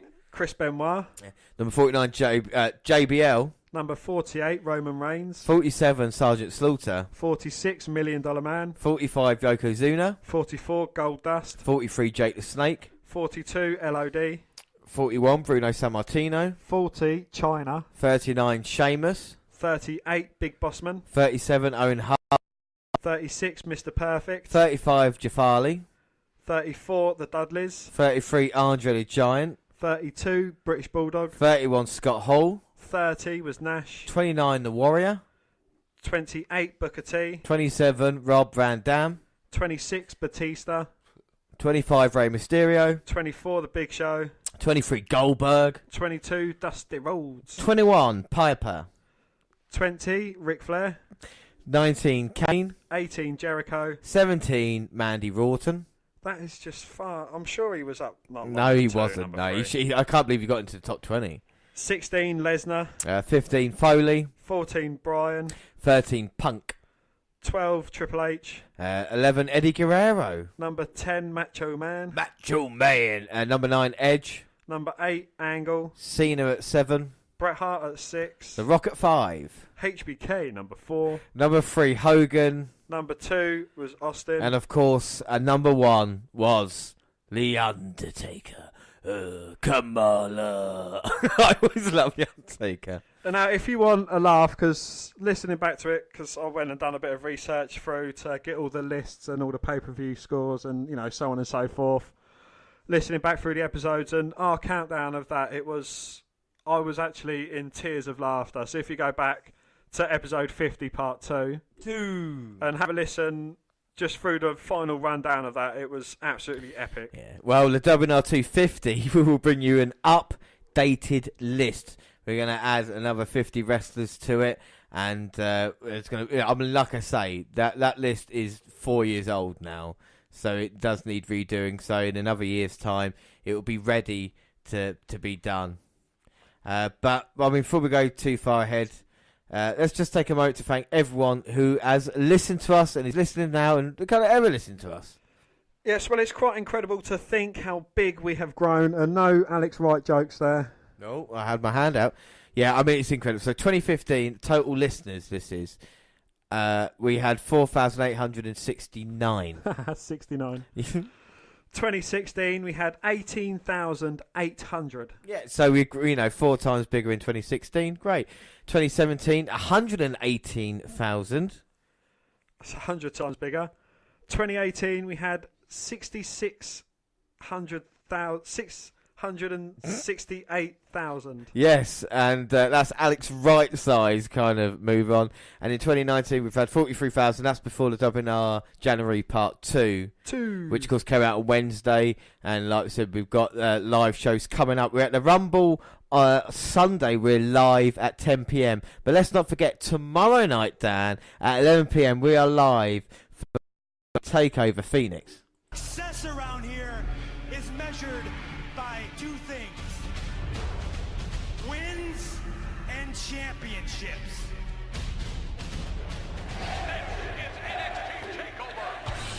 When it comes to NXT TakeOver Phoenix, there will be one and only NXT North American champion. Bianca Belair challenges Shayna Baszler for the NXT Women's Championship at TakeOver Phoenix. Wins and championships, that's what this is all about. I will make you fade to black.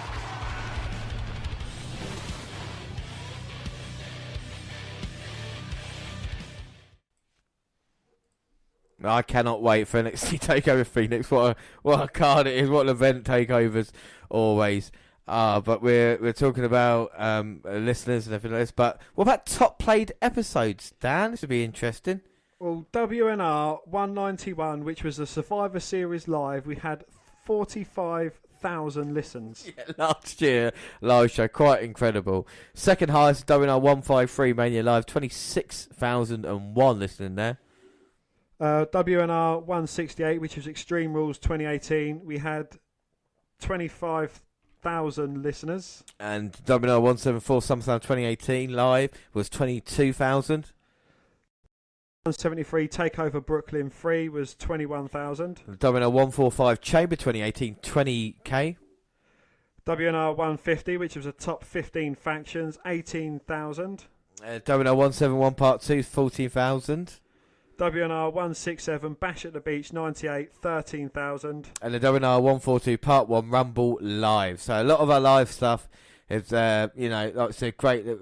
Been listened to a lot, and we just like to thank everybody, even if you only listen once, you know what I mean? Even if you see the link, you click it, and you tune in, even if it's for 5-10 minutes, you're not with us for the full journey like others are. That's cool, because everybody's adding to it. We're just excited. We're wrestling fans just like you, anybody else listening, and we just want to enjoy the event, and maybe a little bit more on site, only because now we've been watching it so closely, since 2015 as well. But we'd just like to say thank you to everybody that's listened. If you compare it to where we were at the start, Dan, it's a little bit different, Yes, well, you could blame Jared and Dwayne for that. But episode 1, we had 428 listens. Yeah. I remember when it first came out, it like 22 listens it had for like the first month, and I was like, oh wow, that's 22 people that listen to us. Episode 2 was 702. Episode 3 was 364. Episode 4, 366. Episode 5 was 324. And to illustrate my point, episode 25 was 1389. That was the Undertaker special. Episode 26 was 1009. And episode 27 was 602. So I think everybody got a bit bored by the end of it as well, to make your point across. Episode 51, In Your House 1 and NXT Update. I decided we're going to watch every single In Your House event, but a bit off more than I can chew. And unfortunately, I want to go back to that, of course, at some point. Episode 52 was We Need More Dan intro. Extreme Rules 2016, and would Gibbo be taking place? Would the butler replace the moron? Exactly. Would the moron replace the moron? We just don't know. Episode 53, Forever, was a King of the Ring 1996. Then was Raw 2010, and now was Shane McMahon podcast. Episode 54, and Jared is back. Yeah, and the legend, not Jared, Muhammad Ali, passed away. So Jared was gone for a little while, and Muhammad Ali suspiciously passed away. I'm not pointing any fingers, but I suppose Muhammad Ali probably knock out Jared. But anyway, UFC 199, and Brock Lesnar is going to be at UFC 200. Yeah. NXT TakeOver the end, and Jared is gone again, but then is back for the pay-per-view. And we see the debut of the 311 boy, Andrade Cien Almas. It was just glorious. Yeah, and episode 55, Money in the Bank 2011, we start with a Punk pipe bomb. Hi, Colt Cabana, breaking the full fall.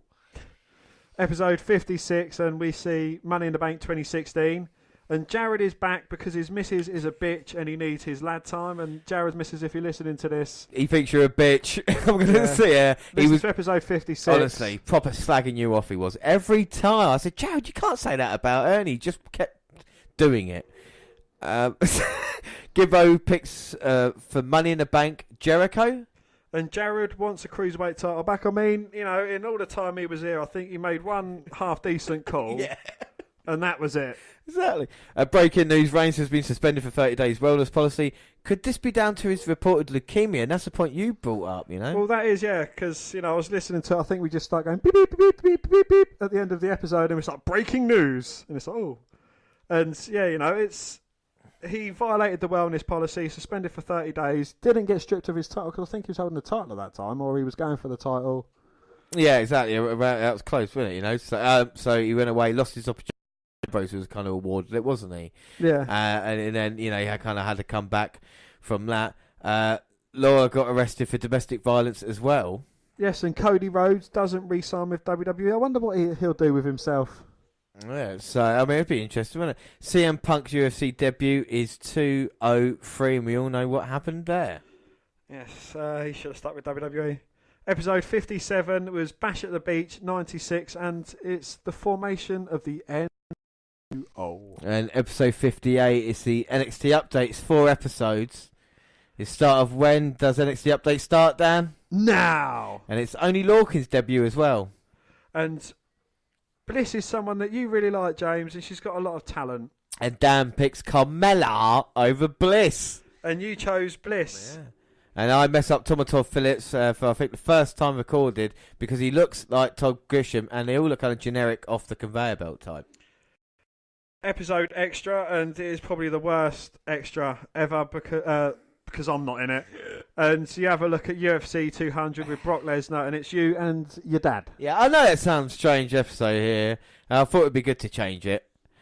No. So, episode 59, we had Then, Now, and the Forever was SmackDown 149, and that was Cena's debut. Yes, and after a very strongly worded email from me, you brought me back. Yep.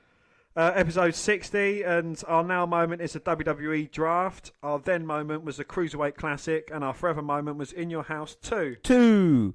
Episode 61 was WWE Battleground 2016. We join ourselves in the future after Raw and SmackDown. We've got a brand new Universal title, and it's Rollins versus Balor. So what do you think of the Universal Championship? Have your opinion of that changed? I don't know. I just think having a champion that's hardly ever about, it's just ruining the title, really. Yeah, no, I think I agree with it. And it's not a pretty championship either, do you know what I mean? So it's just a red strap on the WWE belt.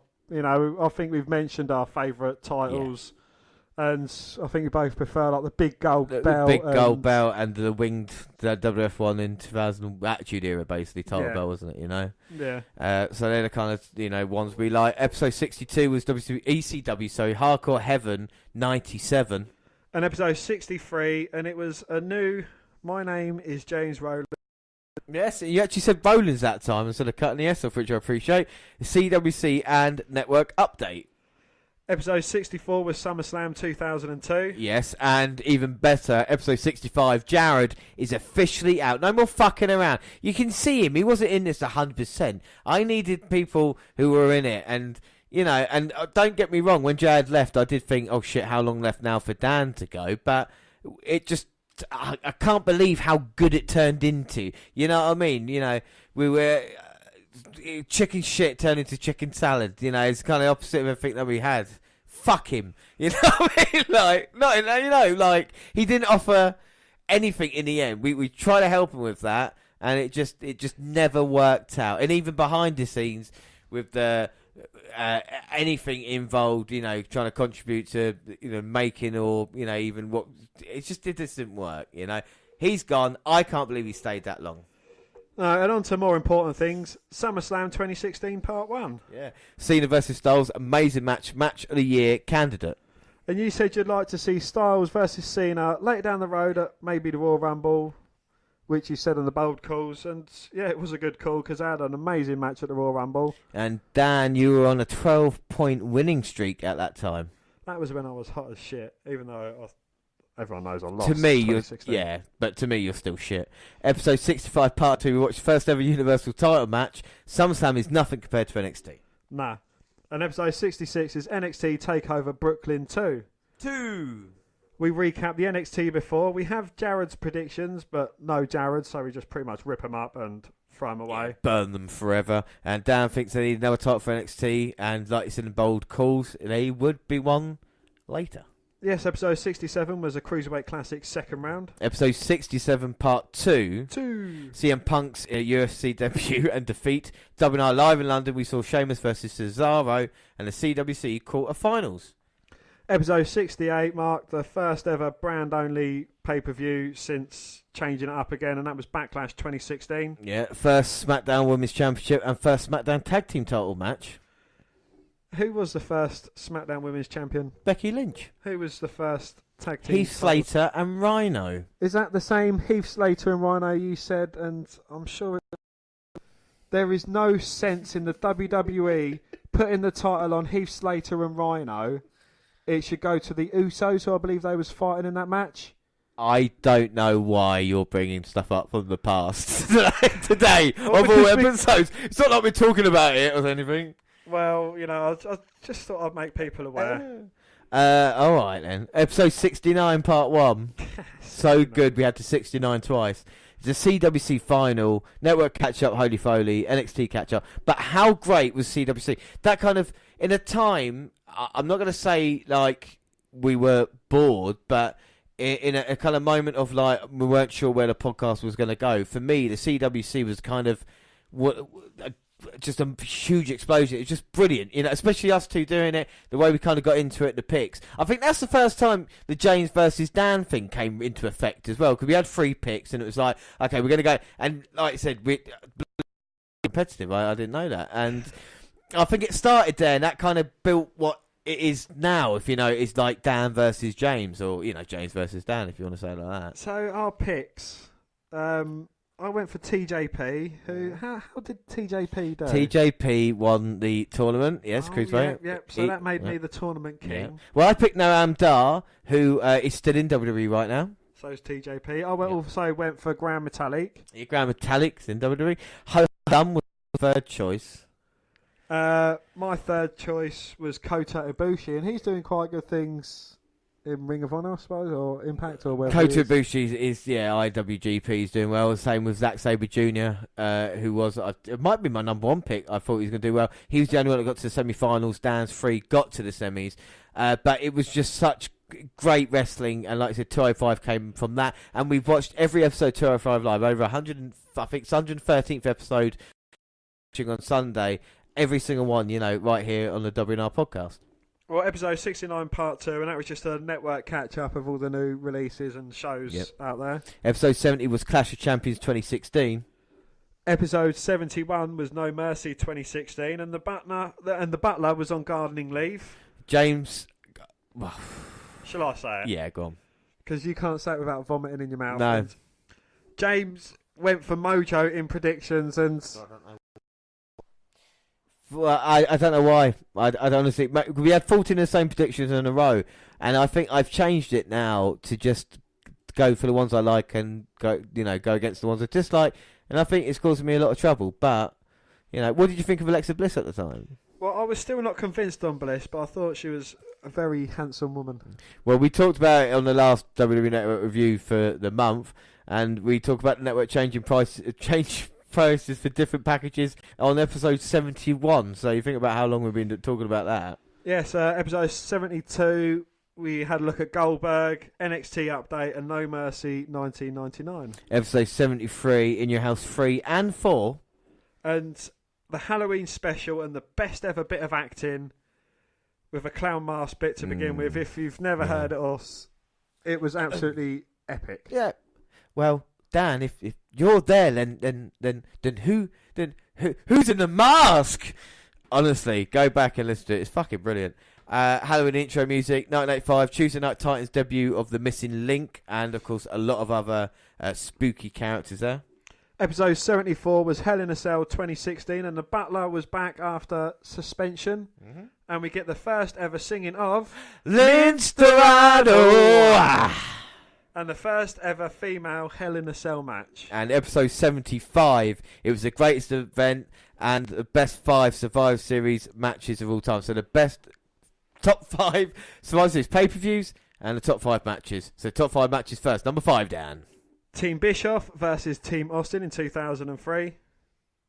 Number 4. Elimination Chamber 2002. Number 3. Bret Hart versus Austin in 1996. Number 2. 2. Undertaker versus Batista 2007. And at number 1. Randy Orton versus Shawn Michaels 2007. And we got the top 5 Survivor Series. Number 5 was Survivor Series 2002. Number 4 was Survivor Series 96. Number 3 was Survivor Series 2011. Number 2 was Survivor Series 2007. And number 1 was Survivor Series 2003, which we watched on that very episode. And we also did the greatest tag teams of all time. So top 15, start at number 15.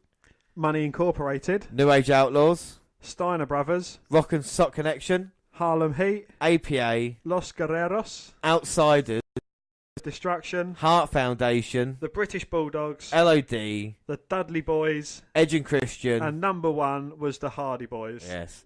And we just now, we talk about what we've done in WNR200. I loved that episode and I think it was great. But we mentioned going to see wrestling live, and I think it's a good time to actually talk about it. So we are. So move on to events that we've seen live. And I mean, Dan, we've seen quite a few, but we've actually listed the live shows, and it kind of predates the podcast in a weird way as well, doesn't it? It does indeed, yes. Especially the WCW event I saw at the Royal Albert Hall in 1993. I think that was before the internet was invented. Yeah, and also incredibly, I didn't see a WWE event live until 2010 when I saw Raw and SmackDown, and again didn't go for a couple of years, 2012, but all of a sudden, it just kind of started off in 2013, didn't it? 'Cause I think it was my birthday, kind of surprise or treat. Like, we were going out and with a few of our friends. I mean, you were there, weren't you? And a couple of other mates. And we went to see Enter the Dragon, which was in Sittingbourne, and that was Ultimo Dragon, of course, who was the kind of star. But there's a couple of others there as well, wasn't there? Yes, we went a couple of months later for the Xmas Cracker, and that was in 2013 as well. And we see a few of the local wrestlers as well. Yeah, in October we saw Colt Cabana. He was definitely there for that. And in the Christmas Cracker, Dave Mastiff was involved, and I think El Ligero and Josh Bowden, who seems to be working still for RevPro to this day. 16th of March 2014, we went to see the show, and what a show that was there. What a list of talent, look, Well, actually, we looked back at the posters and that, and it is 5 years ago, nearly. So my memory is a bit shot, but the talent that was there, we saw Jay Lethal, the Young Bucks, we saw Ricochet, Colt Cabana, Sanjay Dutt, and Rich Swann. I remember seeing Jay Lethal on his legs, and I've never seen the legs so thick in all my life. It was like, oh my god, that's a proper professional athlete. And of course, meeting Ricochet, Colt Cabana, and others, it was a really nice treat because they were trying to sell their merchandise and just, trying to make a living as well. Yeah, and it's, it's good. You can go up, have a little chat to them and get some autographs, photos taken with them. It's not like, WWE events where they've got their rooms where you go in and buy merchandise and you've got to queue up for ages just to get given a T-shirt by someone who probably don't even know what wrestling is. It's the thing, isn't it? And after that, Raw and SmackDown 2014, I went, I think, alone to see the event. So that was a couple of months or 3 months after the UK event. Yes, we went to No Escape 2015. That was February the 8th. So No Escape 2015, yeah, that was February 8th. And then Raw 2015, it was your first one, Dan. That was the 13th of April. Do you remember your first Raw? I've actually watched it back again on the network. Well, that was your first Raw. And then October 25th, 2015, yeah, I met Drew McIntyre, and that kind of changed my world as it was. And then the podcast had obviously started at that point, and then it was kind of more WWE events, and it was 2016, Dan? Yes, and me, you, and Jared, when he was a part of the podcast, we all went in April. Yes. And then again, all three of us went September 2016 for the live event. That had Sheamus versus Cesaro as one of their main events. And then we went again, well, both me and you went to Raw and SmackDown in May 2017. Yeah. And then June 8th, NXT Live in Brighton. I mean, I don't want to be unbiased to any other event, but I think that is the kind of greatest live show we've ever been to. I mean, what an incredible night it was, and was involved. We had Mandrews. There was Oscar, of course, versus Ember Moon, McIntyre, Bobby Roode, CN, and Aleister Black. I mean, it is incredible. Dan, was it? What are your memories from going to see NXT? It was absolutely brilliant. Just the seats were completely amazing. We was front row, seeing the matches. Just right there. We had a Carmen Razar stood right in front of you. Because I was calling them the wrong one. Size. Yeah, I was calling them the wrong one. That was when I learnt that I was calling the wrong authors of pain. And it's incredible seats there. We're so close to all the action, and also in the main event as well. The fatal the tag team match that it was. All four men were to become champion after facing the other one as well. So you had Bobby Roode as NXT champion, and of course he lost to Drew McIntyre, became NXT champion, and then CN, and of course Ali B beat CN to kind of round the four up. And, I mean, that was quite incredible when you think about Oscar was undefeated at that moment in time. You look where Ember Moon is, and just the kind of the way it was, because it's such a small arena. We had paid like 250 quid to go get VIP that same year for Raw and SmackDown, and for a quarter of that, you had front row tickets at an NXT event that I still remember to this day. I don't think any other event is kind of gonna top that. 18 was May last year for Raw and SmackDown. Of course, we're going to Raw 2019. But Dan, what do you remember about your first Raw then? Well, about the first Raw, it was we had Bad News Barrett. I've got some bad news. And he tried to capture the United States Championship off of John Cena. We had a match for a chance for Seth Rollins to pick a stipulation for his title match with Randy Orton when Randy Orton was champion. So you've seen Randy Orton as champion? Have you seen Bobby Roode as Drew McIntyre? I've seen Bobby Roode as NXT champion. Yes, I did. Yeah. Champion. No, they haven't been WWE champion yet. But yes. Bobby Roode is tag team champion, by the way. Is Randy Orton a champion at the moment? Or are we going to have an argument about that now? We don't need an argument. It's a 200th episode, Dan. You really going to do it? Well, let's settle this on Royal Rumble wins. If you add all of your favourite wrestlers up, and if they can surpass Randy Orton's Royal Rumble wins. I pick Oscar, Roode, McIntyre, Dillinger, Tyler Breeze, Baron Corbin, Samoa Joe, AJ Styles, Daniel Bryan. We didn't start the fire. All right, Dan. Yes, I know he's got 2 wins. I know it's great. So if you were going to any moments from watching it live that you really take with you, or you remember, because I remember you want to see Bray Wyatt's entrance in the Fireflies as it was as well. But was there anything else that really kind of not take your breath away, or really impressed you? I think mainly for me it was the entrances, because for one event, I think it was last year, we was actually ringside, and it's just seeing them come down and seeing them interact with the fans, and I'd like an extra special shout out for Jeff Hardy. Yes, because he goes all around like the arena for the front row seats, and he high fives people, gives them part of his sweat rag. Yeah, whatever it is. But no, it's good to do it in the interaction. But the thing is, we've also, when we've seen the events, had to either kind of be, bang right on the hard camera as it was, or near the entranceway, or around the other side, or even kind of up, quite far away from the action. And the thing that I like is when you sit down and kind of it goes dark, and you hear, ladies and gentlemen, please, the event's started, and But I feel like it's nice to actually have someone to share that with in a weird way. Because when you go on your own, it's like, you're not sure. At least when you're with someone else, you can really enjoy it. Going to live events for the foreseeable future, and if anything nearer down south, would start going to more local promotions as well.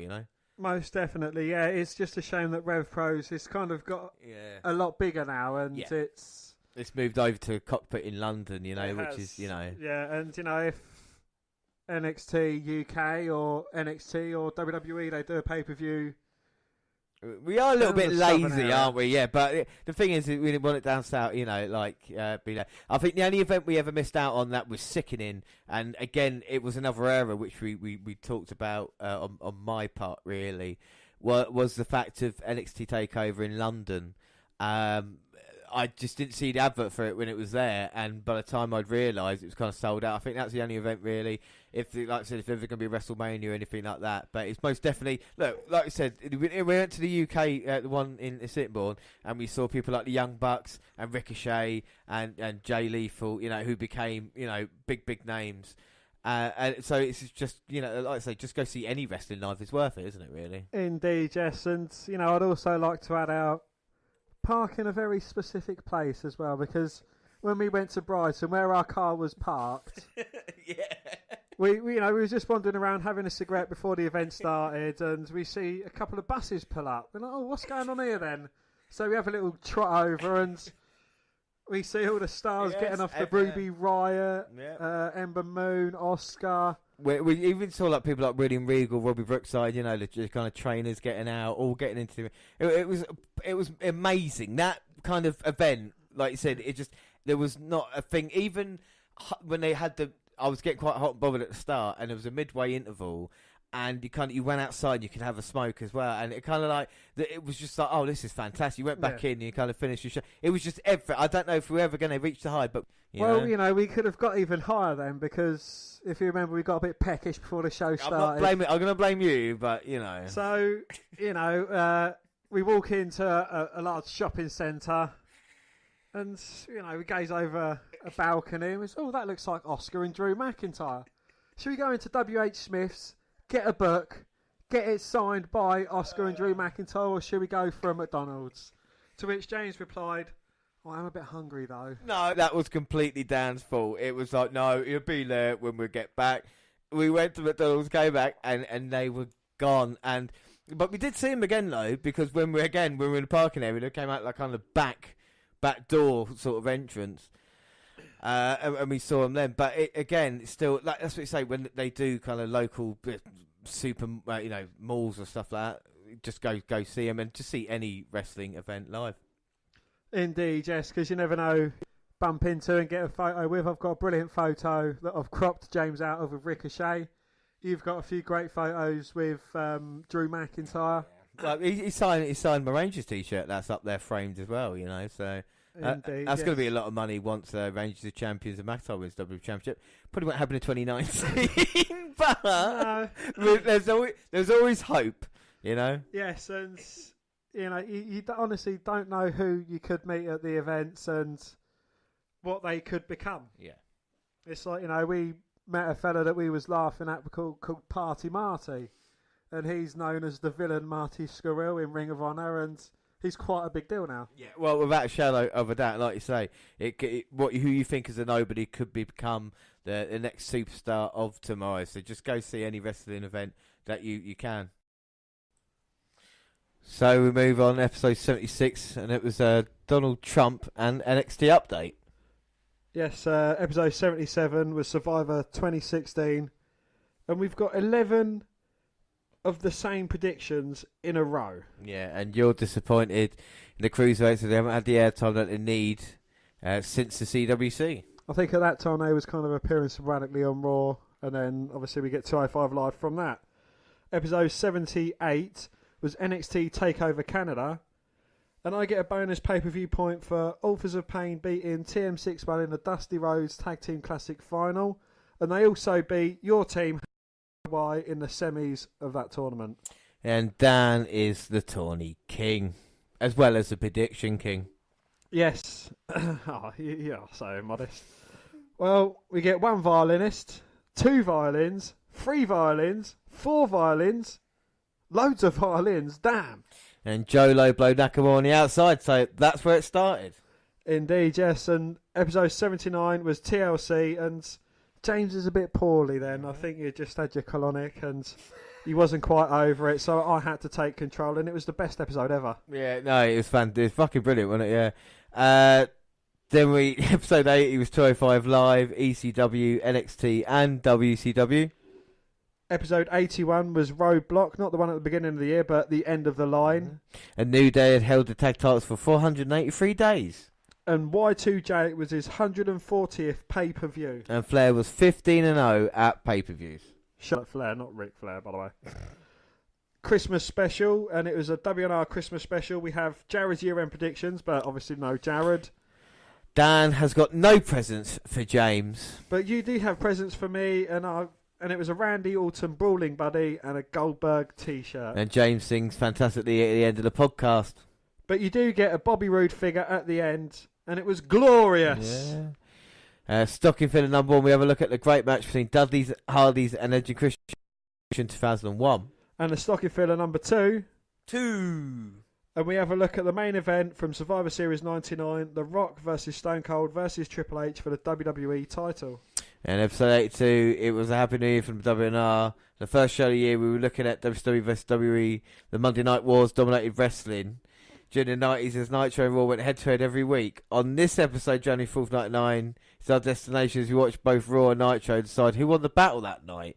Raw featured a huge title match, and over in WWE, Nash and Goldberg were scheduled to face off. We watched that recently as well, didn't we? Yes, episode 83, it was Royal Rumble 1997. And 20 years on from the huge event, history repeats itself this year with the event being held in the Alamo Dome in Texas. We go back, watch 97 Rumble with two favourites, Bret Hart and Stone Cold, going head-to-head in the main event. And Shawn Michaels tries to win back the WWF Championship in his hometown against Psycho Sid, plus The Undertaker, Mankind and Rick Bogner. Episode 84, it's the WWE Royal Rumble 2007, and it had 3 huge world title matches with Umaga, it was Last Man Standing versus John Cena, which was a fantastic match. And Rumble match, Hometown Hero, Shawn Michaels trying to get WrestleMania, but the dead man was in his way. It was the most star-studded Royal Rumble of all time. Episode 85, and it's as we celebrate British wrestling. And that is before NXT UK was about. On New Year's Eve, after 30 years, World of Sport returned. We watched the first half and see how it compares to the competition. On January 14th and 15th, WWE held a tournament to crown a WWE UK champion. 16 men fought for the prize, including Wolfgang and Mark Andrews. And if that wasn't enough, we talk about the 3 big stories from the week, including Kurt Angle being inducted into the Hall of Fame. True. It's damn true. And episode 85, part 2 on the show. We watched the second night as they crown a new WWE UK champion with a quarter, semi and finals taking place. And also the second half of the World of Sport. Could Grado defy all the odds and become champion? Episode 86, it's a WNR's monthly network roundup. On this week, we have 6 weeks of NXT to catch up on, including a new number 1 contender for the NXT title. They got tours in Japan and Australia. And the last show before TakeOver, also 205 Live, features King of the Cruiserweights, Neville, plus all the latest collections, new shows on the network. Episode 87, it's Royal Rumble 2017, and Randy Orton winning the Rumble match. Dan, and your reaction. How do you? Where does Rumble 2017 rank up in your Royal Rumble events? It is number 1, with 2009 being a close second. Yeah. Well, episode 88, NXT TakeOver San Antonio. It's one of my favourite matches of the WNR podcast. It's Bobby Roode versus Shinsuke fucking Nakamura. The King of Strong Style versus the Glorious One. And it's a match I remember because I got a perfect score on the event. Dan didn't think Roode was going to do it. No one backed Bobby Roode. And yet he defied the odds. He proved everybody wrong and beat Nakamura for the NXT Championship. It's one of my favourite moments ever. Episode 89, it's Elimination Chamber 2017. With the title on the line, who would leave Satan's structure with the championship? If that wasn't enough, would Luke Harper disrupt Orton's WrestleMania plan and the women and tag team titles on the line? Yeah. Episode 90, the Monday Night Wars go extreme. It was February 24th, 1997, as ECW invaded Monday Night Raw. And a lot of action there. Sandman, Dreamer and Heyman ran riot on Raw. And in WCW, it was Macho Man joining the NWO. Could Sting fight back, or would Hogan and co have a plan for him? Episode 91, and it was a WNR roundup for the month, featuring the latest goings on in 205 Live, Holy Foley, WWE 24, Legends with JBL and Ride Along, talking smack and the sad passing of some WWE legends, round up the massive podcast. And don't worry, because part 2 will have the NXT update. Episode 91, part 2. Is the WNR NXT update, looking at the latest goings on in NXT, including the glorious new champion who would try to challenge Rude, and would Nakamura ever recover from his injury sustained at the beating Bobby Roode gave to him at TakeOver. Episode 92, it was WWE Fastlane 2017. With this bringing the last pay-per-view before Mania, what did the Raw crew have to offer? Would Kevin Owens continue his 188-day reign as Universal Champion? Or would the legendary Goldberg once again become champion 14 years after his last time? Also, Charlotte's record of 16-0 at pay-per-view, plus Roman Reigns looks to take down the undefeated Strowman. Yeah, episode 93, it's WrestleMania 3, and it's my pick for WrestleMania. It was 30 years ago at that time, 93,000 fans packed into the Silver Dome for the Battle of the Ages, and Hulk Hogan was WWE Champion for 3 years, and he faced Andre the Giant in the main event, a man not even knocked off his feet. It was incredible. And of course the classic between Macho Man Randy Savage and Ricky the Dragon Steamboat, plus everything you loved about the 80s, including Hillbilly Jim and some little people, which is fucking brilliant as well. Episode 94, and with a week to go before WrestleMania 33, it was my choice. And I want to keep it a secret though, so you just have to listen to find out what the WNR's Mystery Mania is. Alright, it was WrestleMania 21. Thank God. Hall of Fame class 2017, looking at a match from each of the inductees' historic careers, including Rude versus the Warrior and DDP versus the Macho Man. Headline act in action against Survivor Randy Orton. Plus a look at Legacy Awards and who's inducting them. Episode 95, and it's the WNR's WWE Network Review, catching up on the last month's latest news, rumours, arrivals and exits. Also, we have our NXT update as we head towards TakeOver with the glorious one defending his title and the return of Nakamura. If that wasn't enough, we have our 205 Live catch-up and a new challenge out for Neville's, and Austin Aries be the one to dethrone him at Mania. Plus, we have some news on Paige. Yeah, I mean, Paige helped us out a lot on the podcast with the news section, because if we were never sure what to put on there, then it could just be something with Paige with Alberto Del Rio. And I mean, thankfully now she has, sorted herself out, which, is good. It's good. Episode 96 is WrestleMania 33, the showcase of the Immortals, and it holds two incredible facts. It's the longest Mania in WWE history, and it was the longest Mania in WNR podcast history. How long do you think the podcast was, Dan?